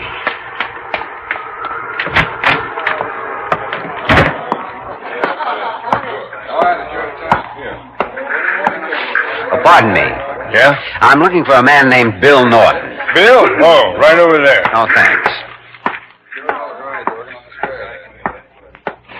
Mr. Norton. My name's Kildare. I'm a staff doctor at Blair Hospital. Oh, what can I do for you, Doctor? You can come with me to the hospital. Got a cab waiting outside. Doc, I'll tell you. Come on, Bill, you up? Oh, yeah. Hold it up for a second, will you, Doc? You better skip it, Mr. Norton. With a fourth strike coming up? Your son is a very sick boy. What? What's wrong with him? Pneumonia. Change your mind? Yes. Wait till I get these shoes changed and I'll be right back. Change them on the way over. It'll save time. It's that bad, huh?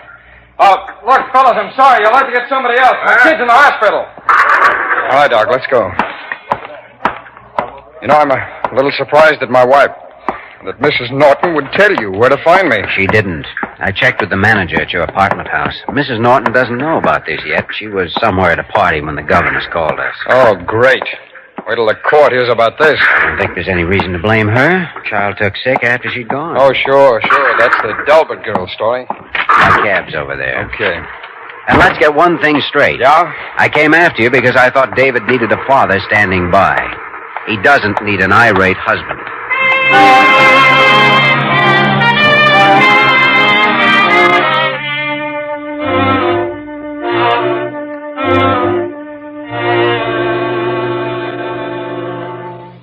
His temperature is 104.2 now. Still rising. Go higher. He still's got the tough fight ahead of him. Yeah, Jimmy, it'll be another couple of hours or more yet. We've done everything we can for him, except... Parker, has he been conscious at all? Oh, yes, Dr. Kildare. Most of the time, in fact. Oh, then let's have them come in, Dr. Gillespie. Maybe I'm crazy, but I think it would help if he knew he wasn't fighting alone. Jimmy, you're borrowing medical theories from my generation.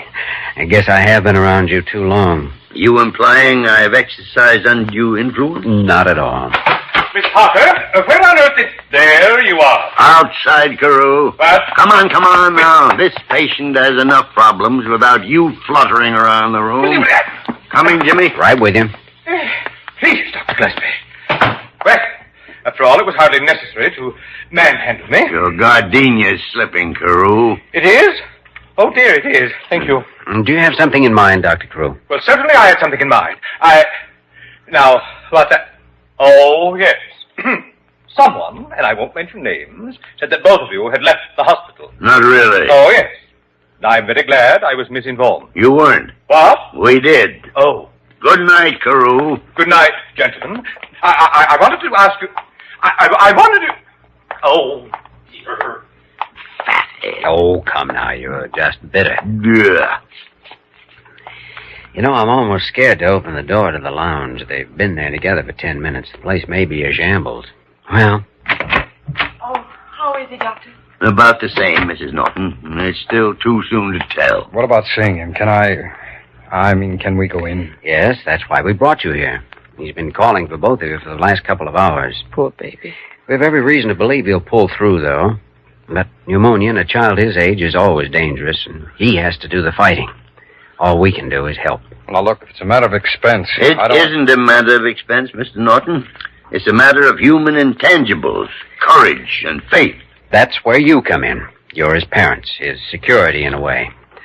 I think it'll help his chances to know you're standing by him. And so far, Dr. Gillespie hasn't disagreed with me. Nor would old Dr. Breen if he was still alive.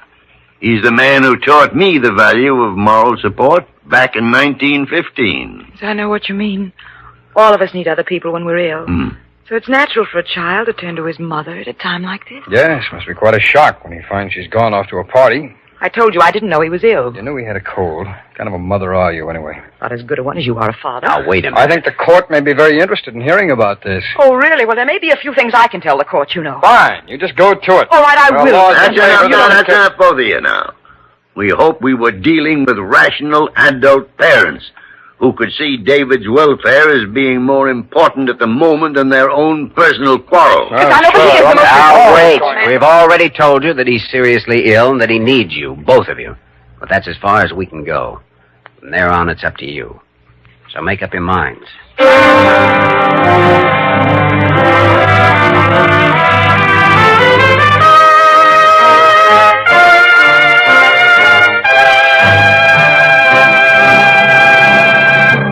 We return to the story of Dr. Kildare in just a moment.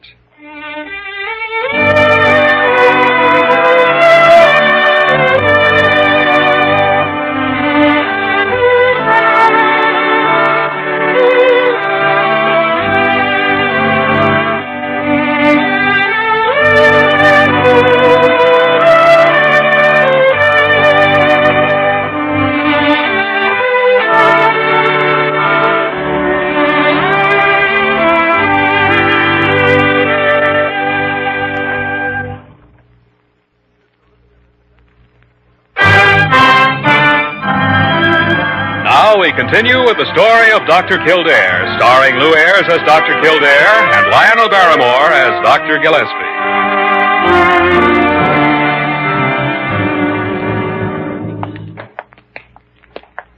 Now you understand he may not be conscious, or at least not enough to recognize you, and in that case we'll just have to wait. I think we understand, Dr. Kildare. All right, let's go in. Oh, come in, Jimmy. Boy seems to be rousing a bit now. Good. Parker, will you open the front of that oxygen tent for a few minutes? All right, Dr. Kildare. Come on up here now. Close, please.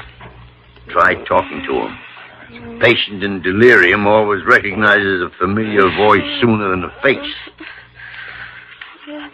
David. Dave. It's Mommy. And Daddy's here, too. Hello, Davy. Darling, you're going to be all right now. Everything's going to be all right. Mommy? He's got his eyes open. I think he knows you. Daddy? He doesn't. Hello, son. David, dear. We're both right here with you now. We're going to help you. And you'll be all well again. Can you hear me? Yes, Mommy. Don't you worry, son. You're going to be all right. All right, Daddy. That boy. Mommy. He's gone off to sleep again. Look, he's smiling. Poor baby. Better close the tent, Parker. He needs all the oxygen he can get. Well, asleep or not, I think he's aware that you're here and standing by. And that's all you can do. There's an empty room right next door if you'd like to wait. We'll let you know the minute we're sure of anything. All right. He isn't going to die, Dr. Kildare. He's a strong, healthy child, Mrs. Norton, and he's making a good fight. He's getting all the help you can give him, or medical science can give him. I see. Come on, Betty. We'll wait next door, Doctor. All right. Well, I guess there's nothing to do but wait. Not long at that, judging by his temperature. Crisis coming up? No, I think he's in it now. We'll know before long, one way or another. He could stand one more shot, don't you think? Sure. Parker, will you get another A44 ampule and a high pole? Of course, Dr. Kildare, right away. 2:00 in the morning. It's too bad about the boy there. Even if he pulls through, he's not going to have an easy life. Parents separating, you mean? Yeah. Fighting over custody, huh? Well, you know, it's too bad for them, too. Especially if they lose him. Yeah, he's apparently the only thing in common they got left. Oh, I think they may have a lot of things in common if they only knew it. But, like Miss Delbert said, it's become purely a matter of pride on both sides. Well, if the threat of losing their son can't break down the pride, nothing can. But that's it. It's happened so fast and been so much of a shock. They're worried about him, of course, but neither of them really believes he may die. Wish I knew he wouldn't. Oh, if there were only some way of, scaring them. Now, wait a minute, Jimmy. Maybe this business of custody, if they thought neither of them would get custody. And... Now, hold it. Even if you do have a scheme that might work, it's a cruel thing to spring at a time like this. I don't agree. To an Australian bushman who didn't realize its purpose, a surgical operation would probably seem cruel. Mm-hmm. A time like this is the only time it would work. Look, will you take care of things here for a few minutes? I'm going to wake up Carew. Carew? What do you want with that idiot? In certain situations, he can be highly impressive. And this is one of those situations.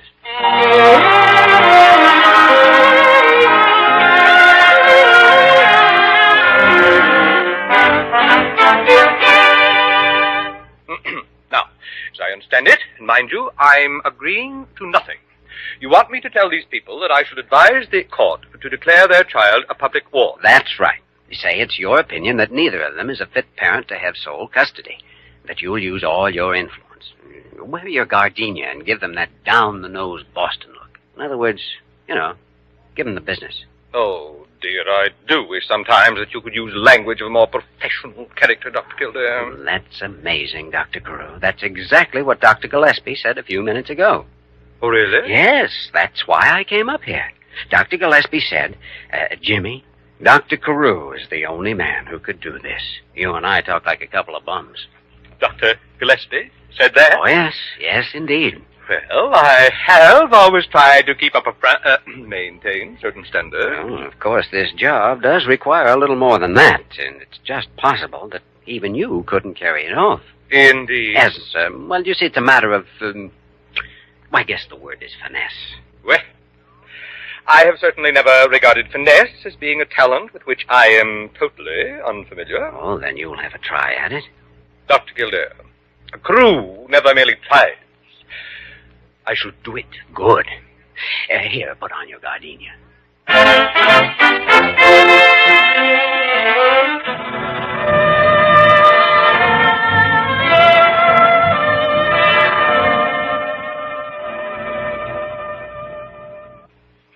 I don't know, Jimmy. His pulse is shallow and fast. The shot had its effect, of course, all right, but I don't know. Well, in a child his age, he can break fast, Dr. Gillespie, either way. Do you think he ought to be turned again? Yes, he should, Parker. You need some help? Oh, no. He's as light as a feather. I wonder if a lung tap would do any good. Oh, it would not. You know it. I guess you're right. Dr. Kildare! Shh, quiet. Come on, now let's step outside. Oh, very well. Now, I've been wondering how you came out. Came out indeed. Oh, you have no idea what those people said to me. Both of them. The language they used. Oh. Unprofessional, I suppose. Why, that woman accused me of trying to break up their home. No. And that concert of hers, her husband, called me a meddling old busybody. United front, eh? Dr. Carew, that's when you needed finesse. Finesse? Yes, indeed. I might say that I did rise to the occasion. Oh? No, I simply gave him a long, steady look, turned on my heel, and walked out. Marvelous. I knew we could depend on you, Dr. Carew, and I think you carried it off splendidly. You do? Well, thank you. I did feel a certain command of the situation. Come here, Jimmy. Hmm? Take a look at this thermometer. Temperature's starting to drop. That's right. He's past the crisis. Huh. I think we've won. Like to open a bottle of champagne or shoot off a firecracker? Oh, I think I'll just settle for a long sigh of relief.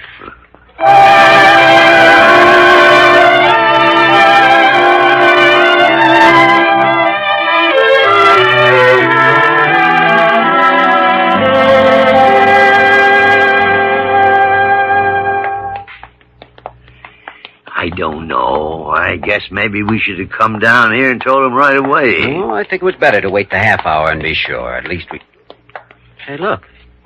Well, I'll be Parker, what are you doing peeking through that keyhole? You want them to hear you, Dr. Gillespie. And I'm surprised at you, Dr. Carew, tolerating something like this. I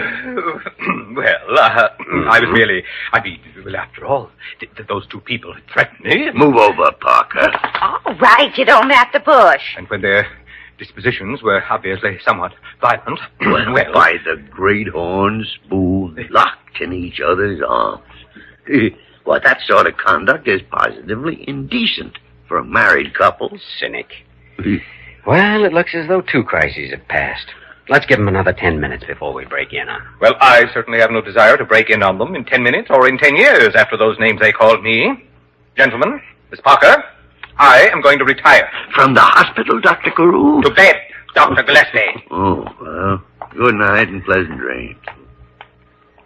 Pin-headed pipsqueak. No, I don't know. He did a perfect job tonight just by being himself. I think he ought to have a citation. Oh, Jimmy, not the Order of the Silver Syringe. Oh, no, that might be going too far. Why not just let him in with us? The membership of medical meddlers. Mm-hmm. Well, I guess we do meddle in patients' affairs sometimes. My dear Dr. G, has there ever been any doubt of it? Come on, let's see if there's any coffee in the wardroom.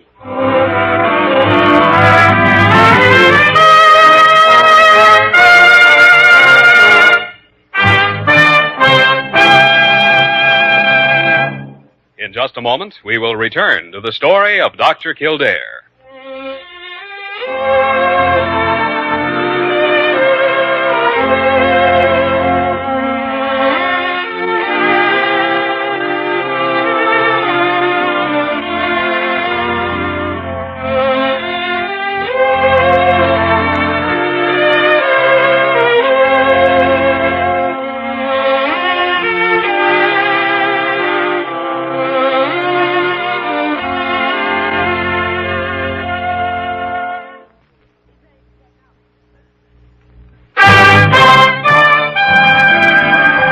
Now, once again, the story of Dr. Kildare, starring Lou Ayres as Dr. Kildare and Lionel Barrymore as Dr. Gillespie. Well, David, I can't find a thing wrong with you. Not a thing. How do you feel? Oh, I feel fine. Just like brand new. I actually think he does look healthier than before, Dr. Kildare. Could be. Stand up straight there, son, and say, ah. Ah. You're cured. That's a sure test. You know, as a matter of fact, several things with us are cured. I know. I'm glad they are. So am I. Oh, before I go, I have a little something here for that wonderful man who was responsible for it. Huh? We never did know his name, but he came into the lounge that night and really told us off. He made us stop and think. Yes, well... Of course, he may think this is silly. It's a box of maple sugar candy my mother sent from Vermont. They still make it in the old traditional way. Boil the syrup, and pour it on the snow. Maple sugar. Well, Mrs. Norton, that man that you're speaking of happens to be on vacation at present. Oh? Pardon me, but Dr. Carew's out here and would like to come in. Carew, never heard of him. Hmm? I mean, if you tell him I'm in conference, and I'll call him later. All right. You just leave the box, Mrs. Norton, and we'll take care of it for you. Oh, would you? Oh, glad to. Thank you. Well, come on in, David. Daddy's waiting for us. Okay, Mommy. You be sure and tell that man how much he did for us. Oh, to be sure. Yes. Goodbye, Mrs. Norton. Goodbye, Dr. Gillespie. Dr. Kildare. Now, let's see. Get this box open. Dr. G, you're a man of low chicanery. I used to love this stuff when I was a boy. I can believe it. You're acting exactly like a dope addict. And after all these years, I've finally found your price. 5 pounds of maple sugar candy. Never mind my price. Here, make yourself sick.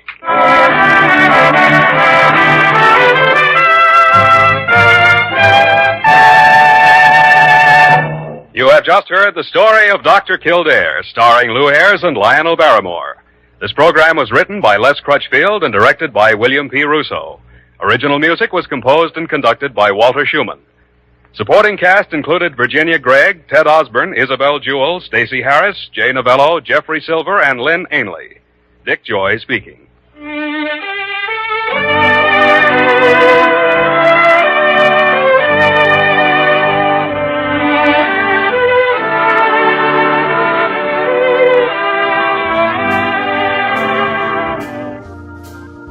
Our next broadcast is a radio mystery drama which ran from May 16th, 1942 until September 27th, 1955 on CBS Radio Network. The show was also broadcast in Chicago and over Armed Forces Radio. On the West Coast, it was sponsored by the Signal Oil Company.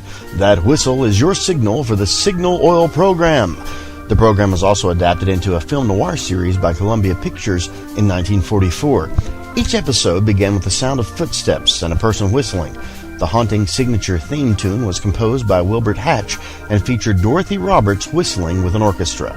We present to you The Whistler on HOJO Radio. Have you heard the strange tales of the Whistler?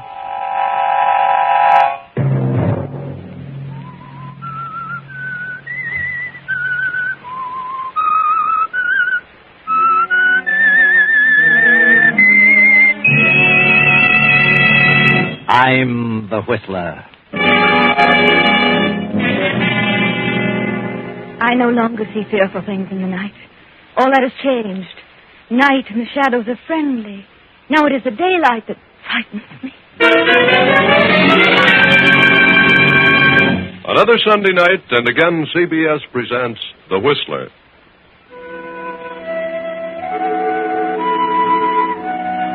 I, the Whistler, know many things, for I walk by night.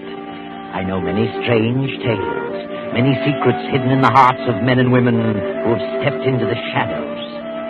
And so I tell you tonight the unusual story of Legacy of Death. It was 10 years ago that Henry Mitchell, formerly a biologist, married Martha Holliston, the widow of a wealthy cotton grower. Martha continued to direct the business of the plantation with the aid of Henry as overseer. She had one child, a daughter, by her deceased husband, a girl named Doreen. Now the mother lies on her deathbed. She's been ill for almost a year and grown steadily weaker. It won't be long now, Henry. And there's something I must tell you. Something you must promise to do for me. Yes, Martha, I'll do anything. It's about my daughter. Doreen is 21 now. She's a woman, and she'll be thinking of marriage soon. I know, Martha. I've watched her every move, raised her carefully. I've been stern in my opinions regarding her. And perhaps, at times, I've seemed too strict. Yes, Martha, but a mother knows best. Doreen has always been an odd child. You've mentioned that yourself many times. And as she grew older, she became more strange each day. A peculiar, exotic mind. She must still be guarded and handled carefully until she reaches 30. What are you trying to say, Martha? Doreen is the last of her father's line. And from that line, she's inherited something horrible. What? You mean insanity? No, not insanity. Not insanity? Well... But a horrible tendency. It skipped her father. If it appears at all, it always occurs in the early 20s. If it doesn't appear by the time they reach 30, then they're safe. But what is it, Martha? What has she inherited? The tendency to murder. Murder? Good Lord. She must be handled delicately, gently, like a flower. Treated as a minor until she's 30. And if she suffers no emotional upset by then, she's safe. Love, deep love, paves the way for possible emotional upsets, jealousy, hatred, and fear. But it may skip her. You must promise me that you'll care for her as you would your own daughter. Yes, dear, I promise. According to her father's request, I've left the estate to Doreen, with you as trustee and manager, at a yearly salary. Yes, Martha, that's very good of you. Until she's 30, she must have your consent in every matter, particularly marriage. Yes. If she defies you regarding marriage, then you must tell her the truth, but only then. I understand, Martha. Oh, please don't say any more. Now that I've told you, I can rest. I'll send Doreen in now, dear. I'll be just outside. Henry, you're a darling.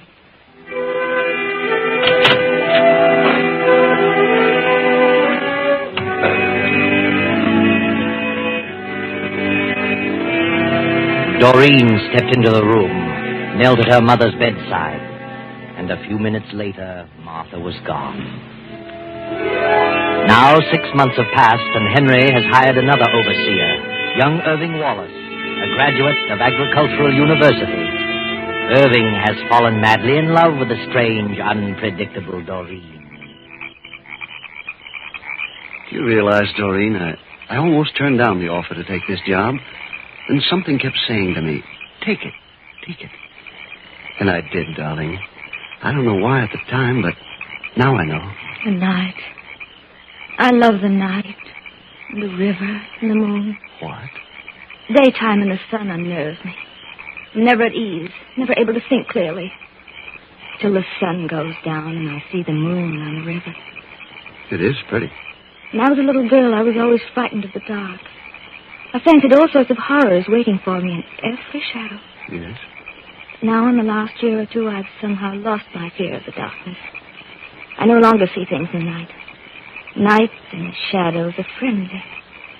It's the daylight that frightens me. Doreen, what are you trying to say? What?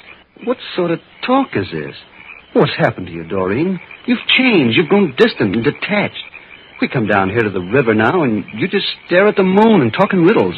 I don't understand it. No? I don't either. Well, I don't like it, darling. It's not natural. What do you mean by that? Well, I mean, I don't approve of such ideas coming from the woman I love. You don't? I want my wife to be normal. I don't want her to be afraid of the daylight and come to her senses only at night. What right have you to say what I shall like? And what do you mean by your wife? What? Doreen, I thought... Did I ever say I'd marry you? No, but what else would I think? Did I ever say I loved you? Well, you surely gave no indication that you didn't. What's wrong with you, Doreen? Doreen! What? Oh, please, darling, tell me what's wrong. What have I done? Nothing. Done nothing. Do you mean you don't want to marry me? I don't know. I'm afraid. Oh, darling, if you only knew how I worship you. I'm just afraid. Afraid of old men. What an awful thought. Please go. Please, leave me alone. I can't understand you, Doreen. Please go, Irving. All right. I'll go if you insist. But please don't stay here long. It's almost midnight. What? Nothing, darling. Nothing.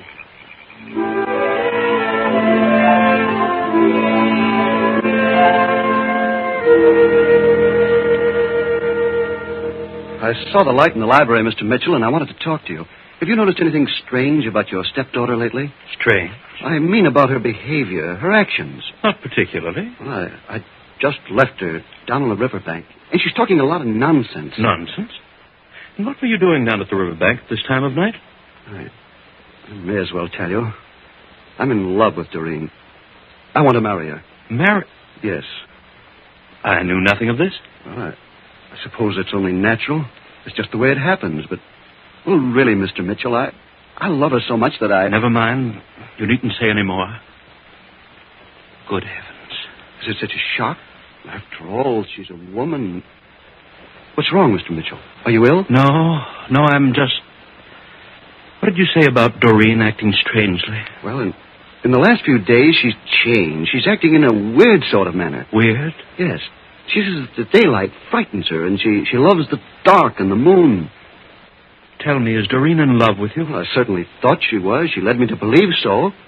Until tonight. And had you talked of marriage? Well, not until this evening. But I thought the idea was mutual. Then all of a sudden, she turned cold. Well, that's why I came to you. Maybe she's ill or something. Yes. Yes, Irving, she is ill. What? Sit down, my boy. You really love her. Oh, more than I can tell. You have only her best interest at heart? I do. Thank heaven you told me this in time. I'm going to ask a sacrifice of you, Irving. You must stay away from Doreen. You must say no more to her about love or marriage. Why not? I love her. Then you'll do as I say. Keep out of her way as much as possible. I know that seems hard, but for her own good, you must. What do you mean? What's wrong? I see I have to tell you the truth. Since this has happened, I must tell you. Doreen has inherited something that may lie dormant, but which under emotional stress may appear without warning. You're trying to frighten me? Oh, no. Doreen has inherited a tendency to... To what? To murder. Murder? Oh, I can't believe it. Yes. It's a strain in her father's family. It appears only in the 20s, but if it doesn't appear before 30, the person is safe from the malady. Oh, it just doesn't seem possible. I promised her dear mother I'd do my best to protect her from emotional disturbance of any kind until she reached 30. Now, do you understand? Yes, I understand you, but... Well, I'm not cold. You say she's acting strangely. That may be an indication, and you must do your part to help by staying away from her. Very well. I will. If it's for her own good. It is, Irving, believe me.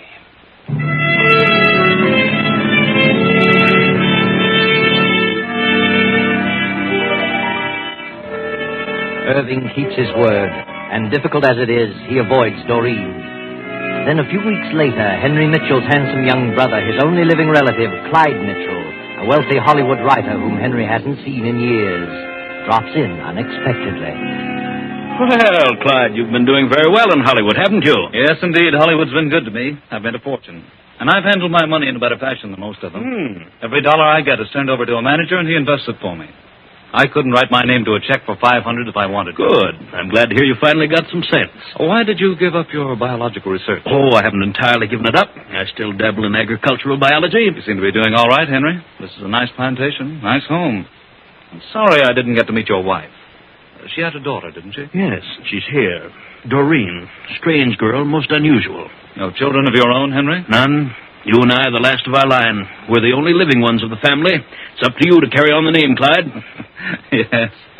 Well, I suppose I'll get around to that sooner or later. I'm engaged. Expect to be married this summer. Maybe before. Hollywood girl? She lives in Hollywood, but she came from Boston. One of the Harrington girls. Oh, I'm sorry. I didn't know anyone was here. Oh, come in, Doreen. Come in. This is my brother, Clyde. Clyde? I'm glad to know you, Clyde. Doreen. What a charming name. Clyde is a movie writer. Been quite successful in Hollywood. Oh, now, don't tie me down to pictures, Henry. I've written a few novels, too. Yes, I know. You wrote Moon in the River. Guilty? I was terribly impressed by it. It was out of this world. I have a fan. Are you staying for a while? Oh, a few days. I like it here. Do you? I'm glad. Well, I'll leave you alone now. I know you want to talk. Good night. Nice girl. I said she's a nice girl.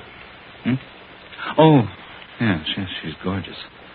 I've never seen such red hair, such strange eyes. Why, they're hypnotic.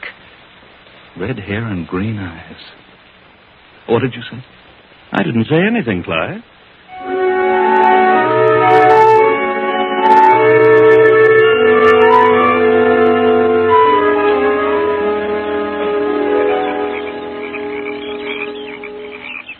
Why have you brought me down here tonight, Doreen? The river, Clyde.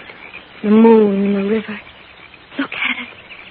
A stream of silver and gold flowing on and on. Down to the sea. To the melting pot. To eternity. Yes. It's very beautiful. That's your river. Moon and the river. You made me conscious of that, Clyde. It breathes and lives.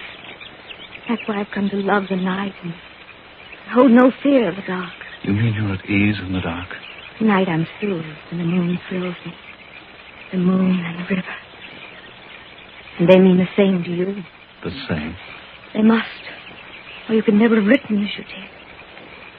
You and I are the same, Clyde. We see alike. Look at me, Clyde. Yes? Why don't you say it? I know what you're thinking. Say it. Doreen, You love me. No, don't turn away. Look in my eyes and say it. I love you. I love you, Doreen. And I love you, darling. Oh, Clyde, dear. If you only knew what it's meant to me, your coming here 2 weeks ago. You saved me, Clyde. Saved me. But you don't understand, Doreen. It's all wrong. Everything is wrong. Look at me, Clyde. Look. Everything is right. Just as it was intended. Isn't it? But you must listen. Hold me close, Clyde. Kiss me. Doreen, darling, Yes, dearest. What are you trying to tell me? I don't know. I can't remember. Oh, I can't think. Nothing else matters. Nothing is real but our love. And the moon and the river. And you won't leave me, Clyde, ever. I won't let you. Doreen, please. This can't go on. It isn't right. I've got to get away. You won't leave. You can't leave me because you love me. Yes, help me. I must be mad. But I do love you. But I just can't seem to... Don't say a word, dear. Just us. And the moon. And the river.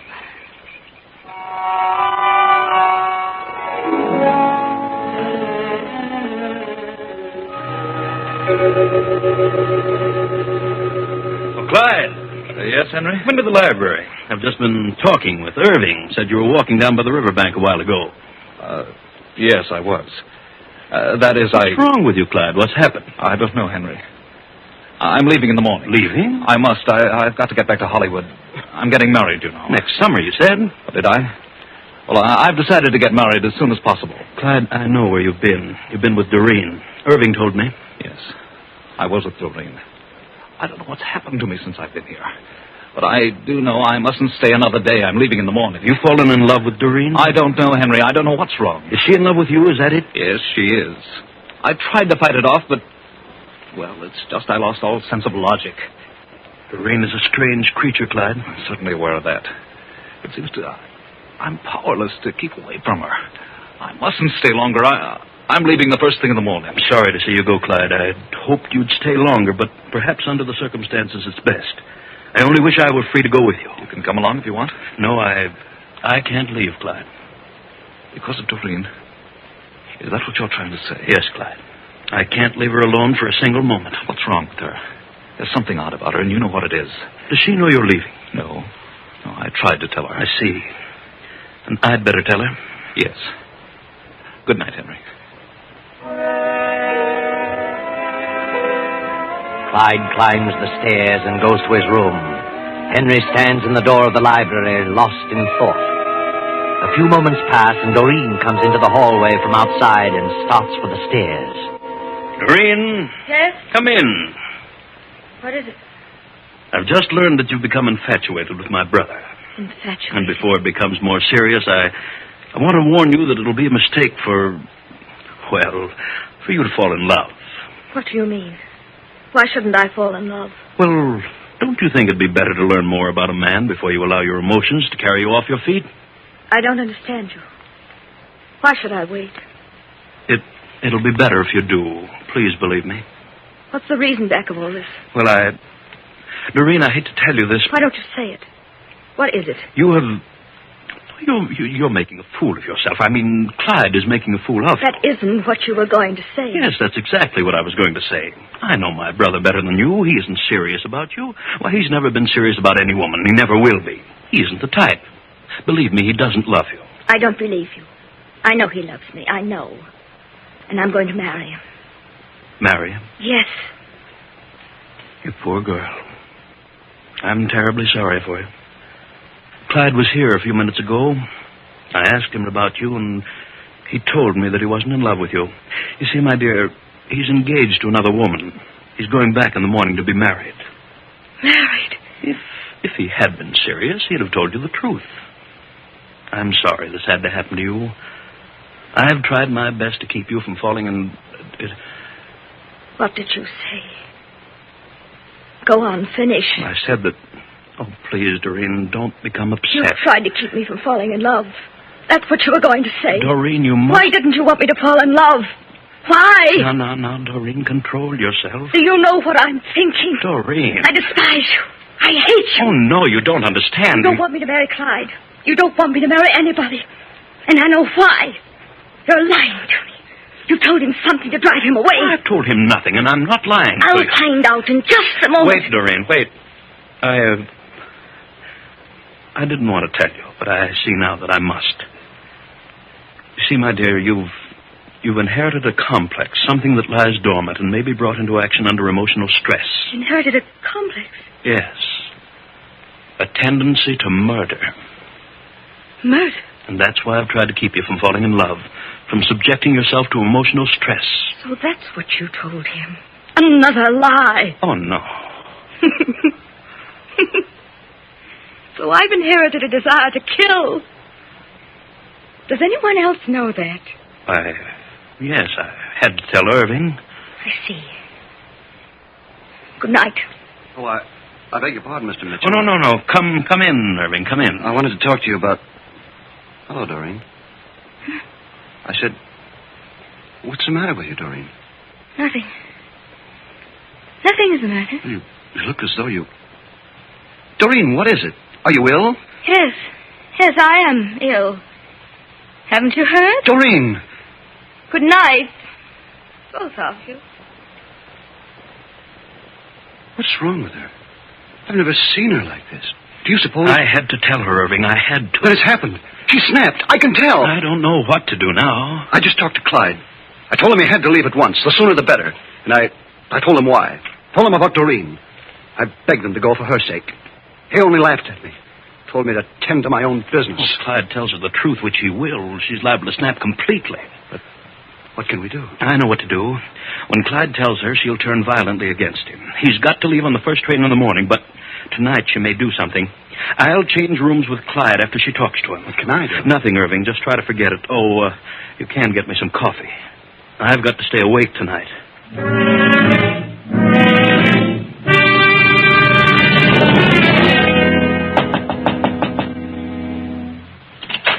Doreen, what is it? I want to ask you something, Clyde. What? Are you leaving in the morning? Well, yes, Doreen, I am. Why? I have some business to attend to. Why are you leaving me, Clyde? Why don't you take me with you? Take you? But I can't do that. Why didn't you tell me you were leaving? Well, it came up all of a sudden. Oh, did it? What did your brother tell you about me? Why, he didn't tell me anything. No? I love you, Clyde. But you can't leave without me. I can't take you with me, Doreen. It's impossible. Why is it? Because I'm going to be married. Married? Yes. I wanted to tell you, but... Married? I thought you loved me, Clyde. Oh, Doreen, I can't stay here any longer. I can't go on like this. Why didn't you tell me you loved someone else? Why? I don't know. I really don't know. Are you afraid of me? I'm leaving in the morning, Doreen. That's definite. Good night, Clyde. Doreen, Goodbye, darling.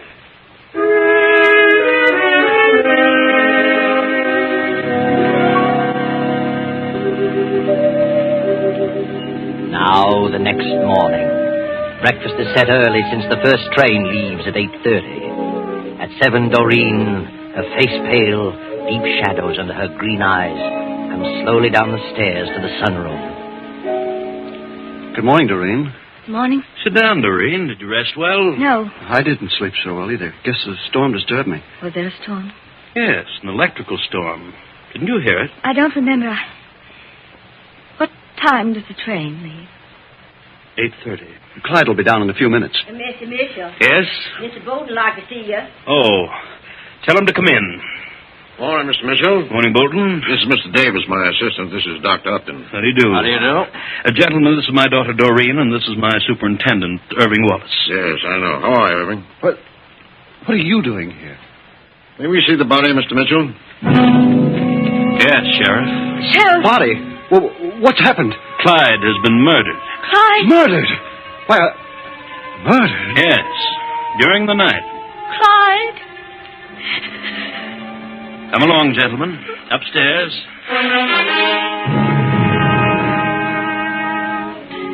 The sheriff and his deputy make the routine inspection of the room and the body. And after the coroner completes his examination, they return to the breakfast room. I'm afraid I am to blame for this unfortunate circumstance. My wife begged me to keep her from emotional upset. I did my best, but I'm afraid it wasn't enough. I never dreamed she was falling in love with Clyde. When I learned about it, it was too late. I made a mistake by telling her. It only upset her the more. Say she inherited this tendency to kill from her father? Yes. Her mother made me promise to guard her carefully until she was 30. You see, it only appears in the early 20s, if at all. It lies dormant and may be brought to the fore by emotional stress. I see. Too bad. Did you leave your room last night, miss? What? No, that is, I don't remember. You were in love with him, and you didn't know about the other woman? I loved him. I didn't know about the other woman till last night. I didn't kill Clyde. You have no recollection of leaving your room? No, Will you come to town with us, miss? Why? Oh, we just want to talk to Wait. you. Wait, I can't stand this any longer. Doreen, why, she didn't kill Clyde. I know. I killed him. You? But here we go again, Doc. You're trying to protect her, Irving, because you love her. I do love her. Sure you do. Where's the gun? Gun? There's no gun. Clyde wasn't shot. No? No. I killed him with a sickle. A sickle from my tool shed. Now, do you believe me? Has he seen the body, Mr. Mitchell? No, I didn't say how he was killed, but Irving... I killed him. I knew about Doreen, and I wanted to save her because I was jealous of Clyde. Well, he was killed with a sickle, all right. Yes, my sickle, from the tool shed. If Doreen had entered that room and stabbed anyone, she would have killed Henry. Not Clyde, but Henry. Why? Because Henry was afraid of what might happen during the night. So he changed rooms with Clyde. And I was the only one who knew that. Doreen would have killed Henry. Is that true, Mr. Mitchell? Why, yes, we did change rooms, but... And she didn't know that. Well, I don't know how she could have known it, but she must have discovered the switch. You know, I think Irving knows too many details to be lying. I think he's telling the truth. I am. I killed him. He didn't. Irving didn't kill him. He is trying to protect me. I remember something now. Remember what? If you killed him, Irving, what time was it? It was 4 a.m. Have you established the hour of death, Doctor? I have. Wait, I'll tell you. It was at midnight. 12 o'clock. What time was he killed, Doc? About 12 o'clock last night. Couldn't possibly have been 4. How did you know that? At midnight, I went to Clyde's room to talk to him. I was awakened by a horrible dream. It frightened me, so I went to his room. Clyde wasn't there. No one was there. So if Henry was occupying that room, and he was not there at midnight, Henry must have been in Clyde's room. What? Henry must have killed Clyde. What? Why would I kill my own brother? For the same reason you killed my mother. Oh, nonsense. I've been suspicious of you ever since Mother died. What? I know you've looted my estate. Now, look. That's why you didn't want me to marry. And you were your brother's only heir. He was wealthy and his money could save you. You knew I was suspicious of you. Why, this is ridiculous. So you killed Clyde for his money and tried to blame it on me because you knew I'd be suspected. That's why you told Irving about my hereditary tendency. Why, she's crazy, gentlemen, completely insane. Examine my mother's body. Check the account. She's mad. Mr. Mitchell, do you believe she inherited this tendency to murder? Why, certainly. Her mother warned me of all this. You're a biologist, aren't you, Mitchell? Oh, yes, I was. Still are, Dr. Henry Mitchell. Well, I still dabble in biology, only as it concerns agriculture. Mm-hmm. I recently read an article you wrote a few years ago in which you proved the one thing that was not hereditary was a criminal instinct. That such tendencies were the results of environment. You proved that. Well... And you knew from the beginning that the mother was merely a victim of a false belief. But you used that belief to suit your own purpose. It all adds up against you, Mitchell. We'll just follow through with the girl's advice about your wife's body. I wouldn't be at all surprised by the results of the autopsy. Let's go, Doc. And they did follow through on Doreen's advice. And they did find her estate rifle, and they found traces of poison in the mother's body. So Henry confessed. If it hadn't been for Doreen's psychic powers, he'd have gotten away with everything. Oh, yes, Doreen was definitely psychic. Because she said she went to the room at midnight and no one was there. But she did not go to the room. But she did wake up with a start at midnight. She knew something terrible was happening, but didn't know what it was till this morning. She put things together and knew the truth. And Irving knew about the sickle because he missed it from its rack, and he was merely guessing. But it all worked out to a successful conclusion, and Doreen need have no further worry about her so-called inherited criminal tendency, because there is no such thing. I know.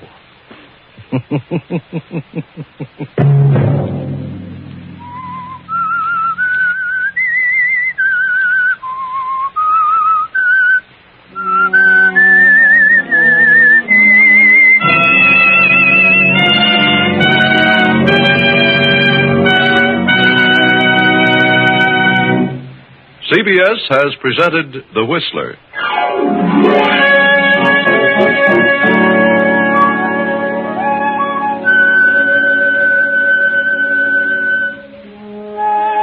Original music for this production was composed and conducted by Wilbur Hatch. The Whistler is written and directed by J. Donald Wilson and originates from Columbia Square in Hollywood. Next week, same time, I, the Whistler, will return to tell you another unusual story. Good night.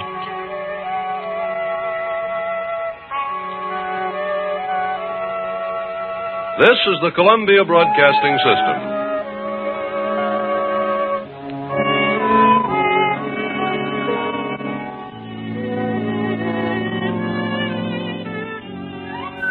Stay tuned to HOJO Radio.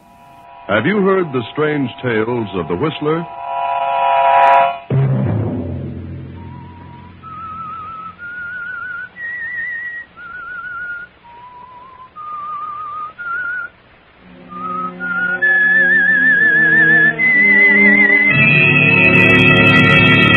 I'm the Whistler. My plan is sound, mathematically sound. It cannot fail. It's perfect. 3 months from now, I will be worth $50,000, independent for life. Another Sunday night, and again CBS presents The Whistler. I, the Whistler, know many things, for I walk by night. I know many strange tales, many secrets hidden in the hearts of men and women who have stepped into the shadows. And so I tell you tonight the amazing tale of Fool's Gold. Herbert Lang is chief teller of the Amalgamated Bank. A thrifty man of 43, Herbert has been an employee at a small salary for over 20 years. Honest and punctual, his reputation is above reproach. Herbert is thin, slightly bald, bespectacled, and unmarried. Herbert is a poor man, but he has a plan. He won't always be poor, because he's developed his plan for 10 years. And 10 years should bring mathematical perfection to any plan. For 5 years now, it has been working. And by the 1st of June, 3 months from now, I will be worth $50,000. Herbert studies the figures on the little pad before him, writes a total of 50,000, and smiles behind his bifocals. Then an abrupt sound breaks his meditation. Herbert? Huh? The auditors just found another shortage, and they've traced it. Shortage? Another? Yes. $3,000. They've traced it? Definitely. Third one this year. And to whom did they trace it, Mr. Faber? That young fellow, Barton. He denies it, of course, but the evidence is all against him. Barton, I can't understand what happens to young men lately. I do my best to hire the ones I think are on there. I wish you'd exercise a little more care. Oh, I know they have the best of references. I should think by now you'd be able to judge character at a glance. I'd have sworn by that boy, Mr. Faber. They've taken him down to the police station. Oh, what a shame. Very embarrassing, Mr. Fabe. I feel as though I'm responsible. Oh, now, don't take it that way, Herbert. After all, we're insured. But it is annoying to both of us. We all make mistakes in judgment now and then. Besides, you had your nose to the wheel without a vacation for 3 years now. It doesn't pay, Herbert. You'll crack up. Well, I haven't felt as though I needed a vacation. And besides, when I do take one, I'd like to have it all in one lump. I've always wanted to tour Europe or some foreign land. 2 weeks mean nothing. I understand. I feel the same way, but what chance is there? I do think you need a rest from this place. I'll let you know when I'm really tired, Mr. Faber. I doubt it. I will say that I admire your devotion to duty. Thank you, Mr. Faber. It's good to hear you say that. I want you to know that I appreciate the opportunity of being with the firm for 20 years. Yeah. There's a board of directors meeting this afternoon. I'm going to try to get you a raise. Oh, that's all right. Whatever they decide will be for the best. I wouldn't want the board to think I was dissatisfied here. You're 43, Herbert, and alone, unmarried. That isn't right. And you're not the type of man to tackle marriage on your salary. Well, I've been thinking about it.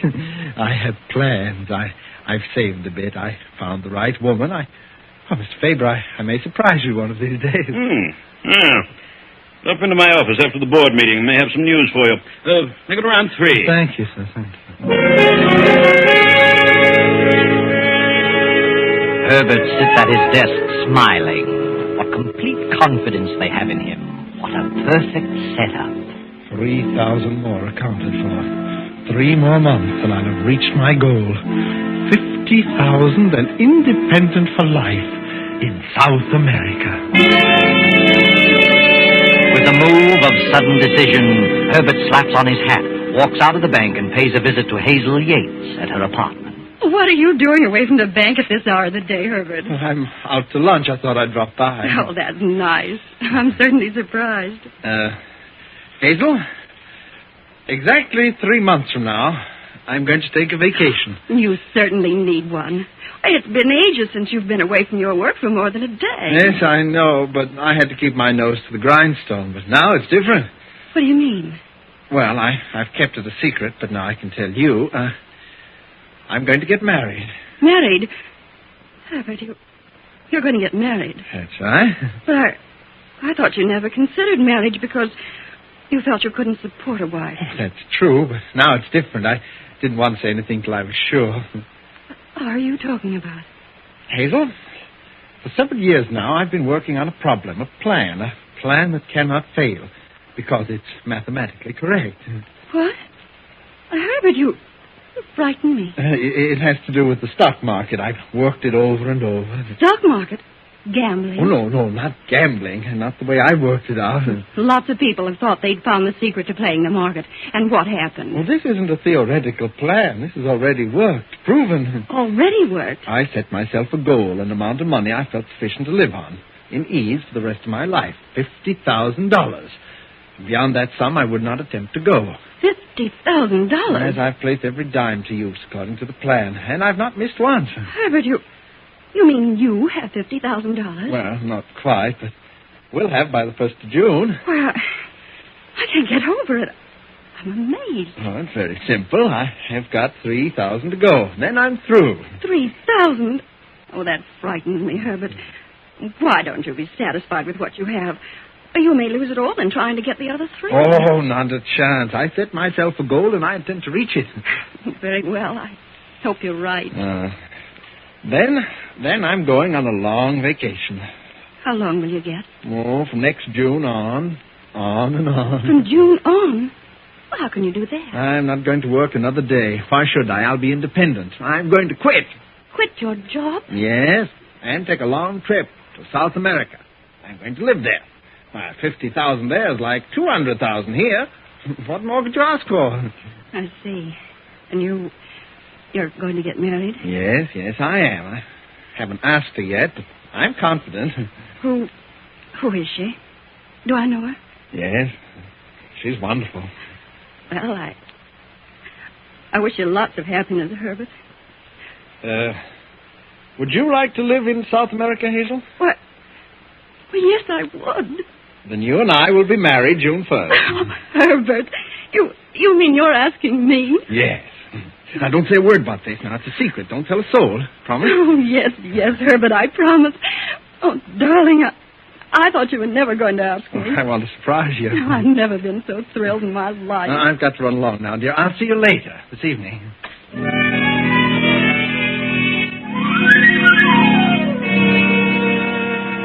Yes, everything is working perfectly for Herbert Lang. A 10-year plan just cannot fail. A few months from now, and he will be independent. Hazel, 50,000, and South America. It's after 3 now. The board meeting is over. Herbert steps confidently to the president's office. Well, I see the meeting's over, Mr. Faber. Yes, come in, Herbert. I talked it over with the board. They didn't seem to agree with me. Oh, no raise? Sorry, Herbert. Board members are rather a cold group of individuals. Oh, that's all right, Mr. Faber. I've gotten used to it after all these years. They're a very selfish lot. Whole lot of stock. Someone else does the work. They draw big dividends. It's all they're interested in. Well, I hold stock too, Herbert. Oh, I know, sir, but you take a more personal interest in the employees because, well, you're an active officer. Oh, yes, of course. Well, maybe they'll see their way clear next year. I'm certainly not one to become impatient. No, Herbert. I'll run along now. Just a minute. I haven't quite finished. Oh, no, sir? I had quite a session with the board. For the life of me, I don't understand one of them. What do you mean, sir? They were up in arms about that latest shortage. Oh, but I had nothing to do with that. Do they think I took it? No, certainly not. But, well, they do think you are indirectly responsible. Brought up the fact that the 5 men you've hired in the past 10 years have all been sent to the penitentiary. Oh, but how can I tell by looking at a man that they were all recommended? The board thinks you've been working too hard, Herbert, that you need a rest. What? They've instructed me to give you an extended vacation. Extended vacation? How long? Indefinitely. Effective in 2 weeks. Oh, but that's impossible, Mr. Faber. I just couldn't do that. Why, I have a tremendous amount of special work on the books. I just couldn't attend to that in the next 2 weeks. The board at first wanted your vacation to be effective tomorrow night. Well, that's ridiculous. You know that, sir. Who else here could step in and take over in a moment's notice? Yeah, of course. That's true. Do you think you could straighten things around in 2 weeks if you had special assistance? Special assistance? Yes, but I won't need any help, sir. I'll be able to handle it myself. Well, as soon as you finish, take a nice long trip. You need it, Herbert. Very well, sir. Oh, yes. By the way, the board has voted you a $500 bonus. Have they? They only give a bonus on retirement. Why don't you tell me the truth, Mr. Faber? Sorry, Herbert. That's the way they feel. Nothing I can do about it. Oh, you'll let me hear from you from time to time. Retired at 43. Well, good night, Mr. Faber.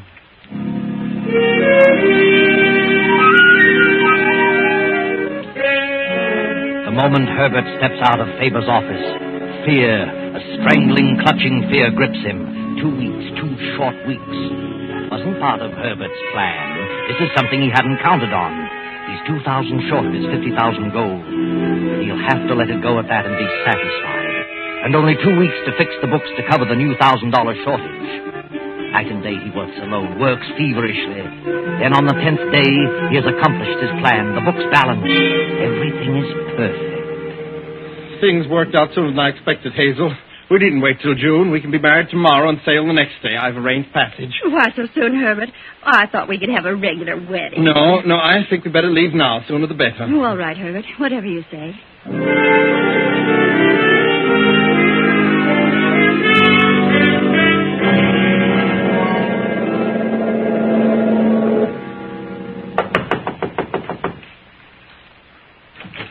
Yes? Good evening, Mr. Evans. Anything you or Mrs. Evans wish, just press the button. Thank you, Stewart. I'll arrange for your deck chairs in the morning. Thank you. Yes, you're welcome, Mr. Evans. Why did he keep saying Mr. Evans? Evans? Did he say Evans? Yes, Mr. and Mrs. Evans. Strange. Must have confused us with someone else. I'll put him straight on that in the morning. What did you do with the passports, Herbert? Well, they're in my coat. May I see mine? Yes, of course. Later. We'd best get along to dinner now. I always thought a person had to appear and sign his passport before an official. Oh, no, not always. May I see my passport, Herbert? What's wrong with you, Hazel? Please, Herbert. I'd like to see it. Very well. There you are. Herbert, Why are we traveling under the name of Evans? Well, it's better that way, incognito, you know. How did you get this passport without my signing for What? it? This isn't my signature. Who signed it? That doesn't matter. I got it. You better study that signature and be able to copy it when we arrive in port. Don't worry, darling. It's done this way every day. I don't believe you. You're hiding from someone, running from something. Oh, that's silly. $50,000. The stock market. What are you getting at? Now I am suspicious. Are you, Hazel? You stole that money. Stock market. Well, you never made a dime on the stock market in your life. Aren't you being a bit silly, Hazel? So this was your plan. A system. Stealing from the bank and blaming others. That's what happened to my brother 2 years ago. That's why he was sent to jail. All right, Hazel. You're in this too now, so I'll tell you. I did have a plan, and it worked. No one will ever be able to trace it to me. And I'll take care of your brother later. I've sent all the money to a man in Brazil, man I know. Sent him several packages and asked him to hold them pending my arrival. He doesn't know what's in them. What man? Well, his name is Pedro Gonzalez, big coffee plant outside of Rio de Janeiro. I see. You and I are the only ones who know, Hazel. Supposing I tell what I know. You'll be an accomplice? But my brother will be cleared. I told you your brother will be taken care of. The only way my brother can be compensated is to be cleared of the charge. No, that's so. And I intend to clear him, regardless of what happens to me. Hazel, you're being awfully silly about this. Last call for dinner, Hazel. Come along now. I don't want any dinner. Oh. Then let's step up on the top deck, huh? Let's just talk this over. There's a lot of things you don't understand, Hazel. I'm sure I can explain things to your satisfaction. I certainly need some fresh air. I'm terribly sorry to have upset you like this, Hazel.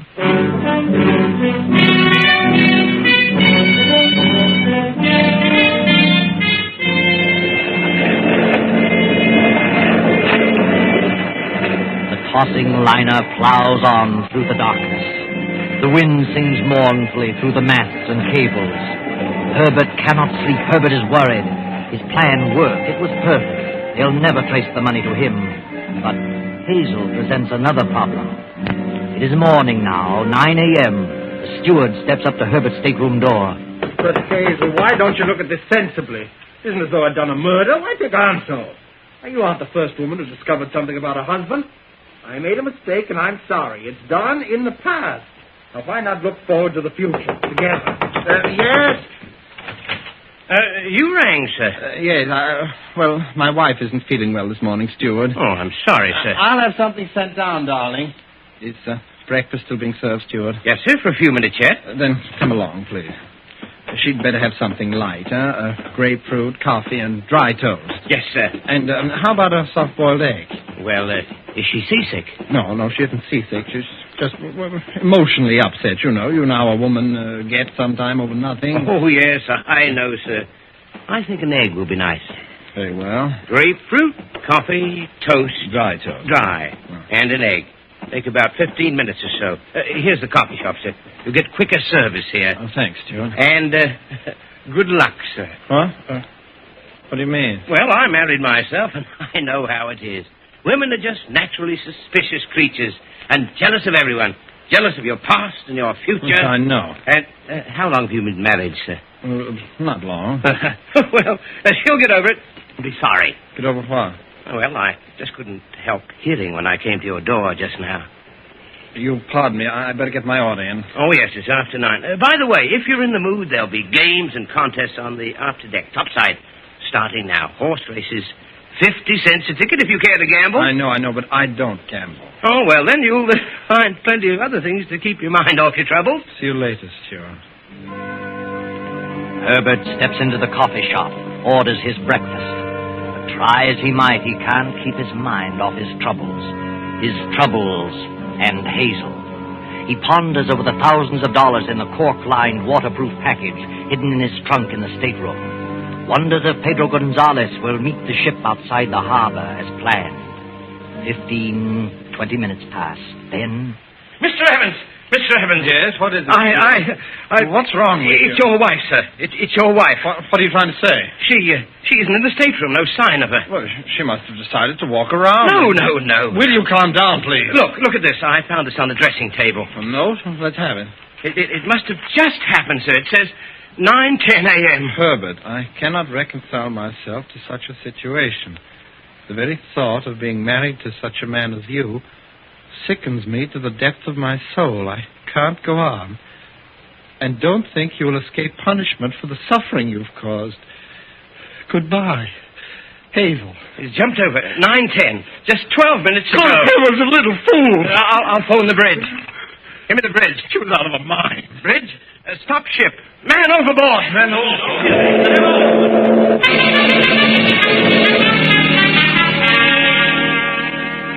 The ship leans over and puts about. They scour the choppy seas for over an hour, circling and circling. Herbert stands beside the captain, peering wild-eyed into the water. Finally, the captain gives up hope, orders the ship to resume its course, and invites Herbert to his quarters. Sit down, Mr. Evans. Thank you. Come in, steward. Yes, sir. Well, we've certainly done our best, Mr. Evans. No one can deny that. Yes, Captain, I know it, and I appreciate your efforts, but the sea is very choppy. It would be hard to find anyone. As you know, we'll have to ask a few questions. Yes, I understand. This note was written by your wife at 9:10 this morning. Yes, sir. Do you recognize it as her writing? Well, of course. It's hers, all right, Captain. I checked with her passport signature. Mr. Evans, how long have you been married? Just a few days. We were on our honeymoon. The tone of this note indicates that your wife was terribly upset about something she had discovered. That's right. I tried to reason with her, but she refused to see my side of it, I guess. What was she referring to in the note? I can answer that. I'm not asking you, steward. Oh. What was she referring to, Mr. Evans? Well, she was referring to another woman. She'd found out about another woman, a woman I'd known previous to our marriage. Did your wife threaten you? No. Did you threaten her? Certainly not. When did you see her last? Well, it was at 9 o'clock this morning. She was so upset she didn't want to go up to breakfast. I decided to go alone. I rang for the steward to bring her something to the room. That right, steward? Yes, sir. After the steward left, did you go on deck with your wife? Well, no, I left with the steward, went to the coffee shop. That's where the steward found me and showed me the note. Yes, sir. As I stepped up to the stateroom to answer the call, I heard them arguing. Heard Mr. Evans asking her to forget about the past and think of the future. Yes? And he told her he'd have me bring something down. Him and me walked along the corridor up to the coffee shop. He told me what to bring her, and I got it, and when I returned to the room, she wasn't there. I found a note on the table and ran for Mr. Evans. Then I phoned the bridge. And you didn't leave the coffee shop, Evans? Oh, I did not. Ask the coffee shop steward. Are you trying to infer that I pushed my wife over? Certainly not. We just want all the facts. We're on the high seas, you know, and this represents a court of inquiry. Coroner's jury, so to speak. I see.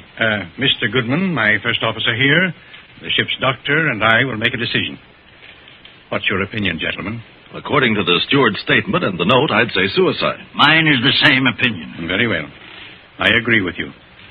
It's quite obvious that she committed suicide. Enter the findings in that manner, Mr. Goodman. Yes, sir. I'm very sorry about this, Mr. Evans. Please accept my condolences. That'll be all, gentlemen.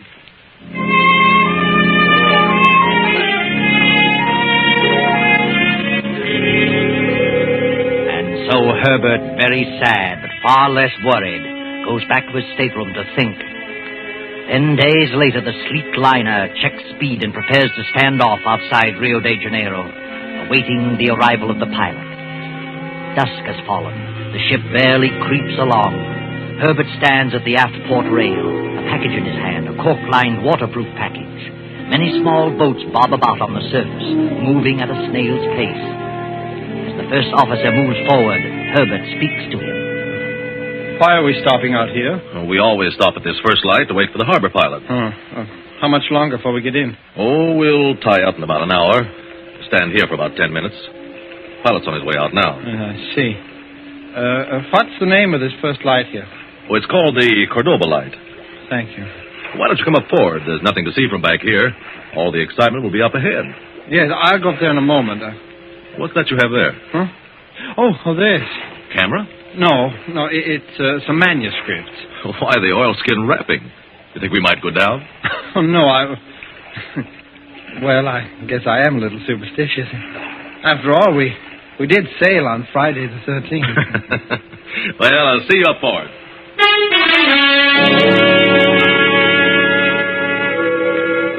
The ship comes to a dead stop, and Herbert peers over the port rail into the dusk.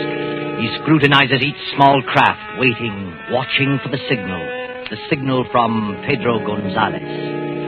Then, after several minutes, a tiny launch approaches the ship very slowly, and just as it reaches the port quarter, a tiny red light flashes on and off. Herbert cups his hands around his eyes and focuses on the one man in the little boat. The light signals again, Pedro Gonzalez. Herbert looks up and down the deck. He grabs a little flash lamp from his pocket and gives the answering signal. Suddenly, with a swing of his arm, he tosses the weatherproof package down to the water.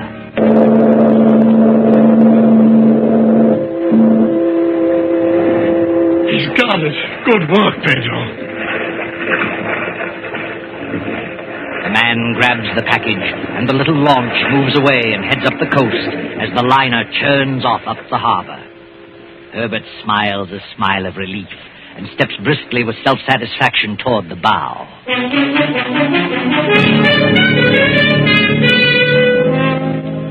And now, 3 hours after docking, Herbert waits in a little waterfront cafe, waits impatiently for Pedro Gonzalez to keep the rendezvous. But Pedro is already an hour late, and Herbert has begun to worry. You would like more wine, senor? Huh? Oh, yes, please. I'll have another wine. By the way, waiter, do you know of Pedro Gonzalez? Pedro Gonzalez? Say, senor? Oh, have you seen him this evening? No, senor. Oh. Well, bring me the wine, please. I'll wait a little longer. Si. Buenas noches, senor. Pedro, where the devil have you been? I have been on my way. You got the package all right? See, I got it, Herbert. I'm sorry I'm so late. Oh, I was beginning to think you'd run out on me. Where have you been? Run out on you? How could you think such a thing? I'm sorry, Pedro. I was just upset. Well, I knew you would be worried, but there was nothing else I could do. I was worried, too. What do you mean? I was followed by another boat. What? See? And no sooner had I pulled away from our ship and headed up to my cabin than another boat started following me. What kind of a boat? I do not know. It could have been a government cutter. So I headed out to sea and then cut in behind them. They kept right after me, so the minute I... Care for some wine, Senor Gonzalez. Hmm? Oh, no, gracias. We are leaving at once. Gracias, senor. Come, Herbert. Let us get away from here. My car is outside. We will drive up to my place on the coast. Of course. Here you are, waiter.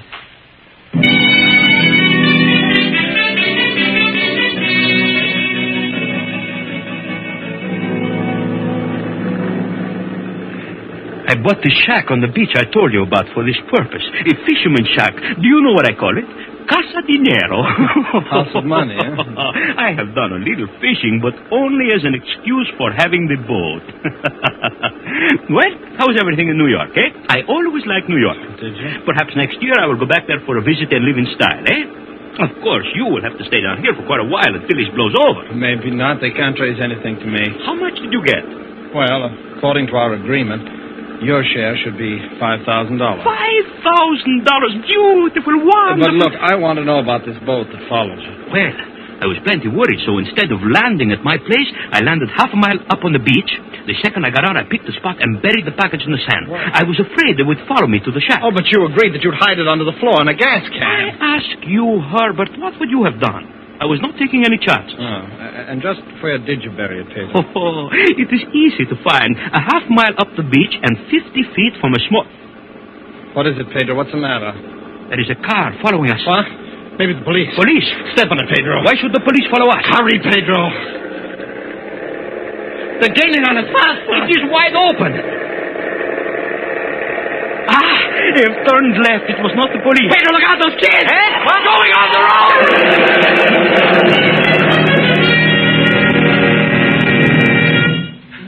Pedro, you didn't hit them. Pedro, are you all right? Pedro, can you hear me? Pedro, tell me, where is it? You've got to tell me. The money. Pedro, where did you bury the money? You can't die. You've got to tell me. Pedro, where did you... But poor Pedro was dead, quite dead. And with him died the hopes, the plans, The 20-year plan of Herbert Lang, the perfect crime that ended in failure. Herbert was a thief, but worse still, he followed it up with murder. Oh, yes, Herbert killed Hazel, choked her, and threw her over the first night out. She wasn't in the room that following morning. The steward only thought she was. And Herbert himself forged the suicide note. For 2 years now, a thin, emaciated, glassy-eyed figure has been wandering around a Brazilian beach, digging holes in the sand. No one knows why, and no one cares. Just another simple-minded derelict. And poor Herbert Lang will go on digging for a long, long time. I know.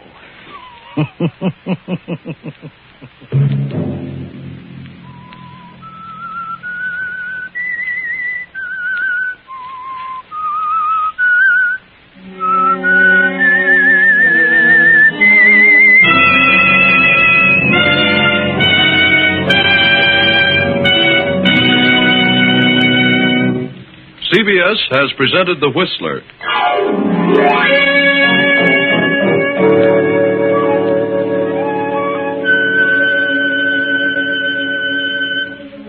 Original music for this production was composed and conducted by Wilbur Hatch.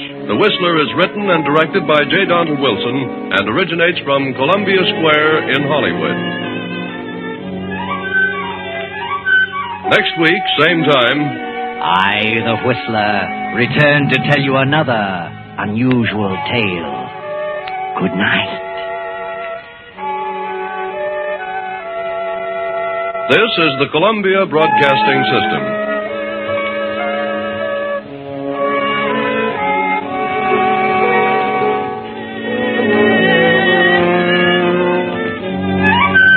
Thanks for listening to HOJO Radio. We'll be back again very soon.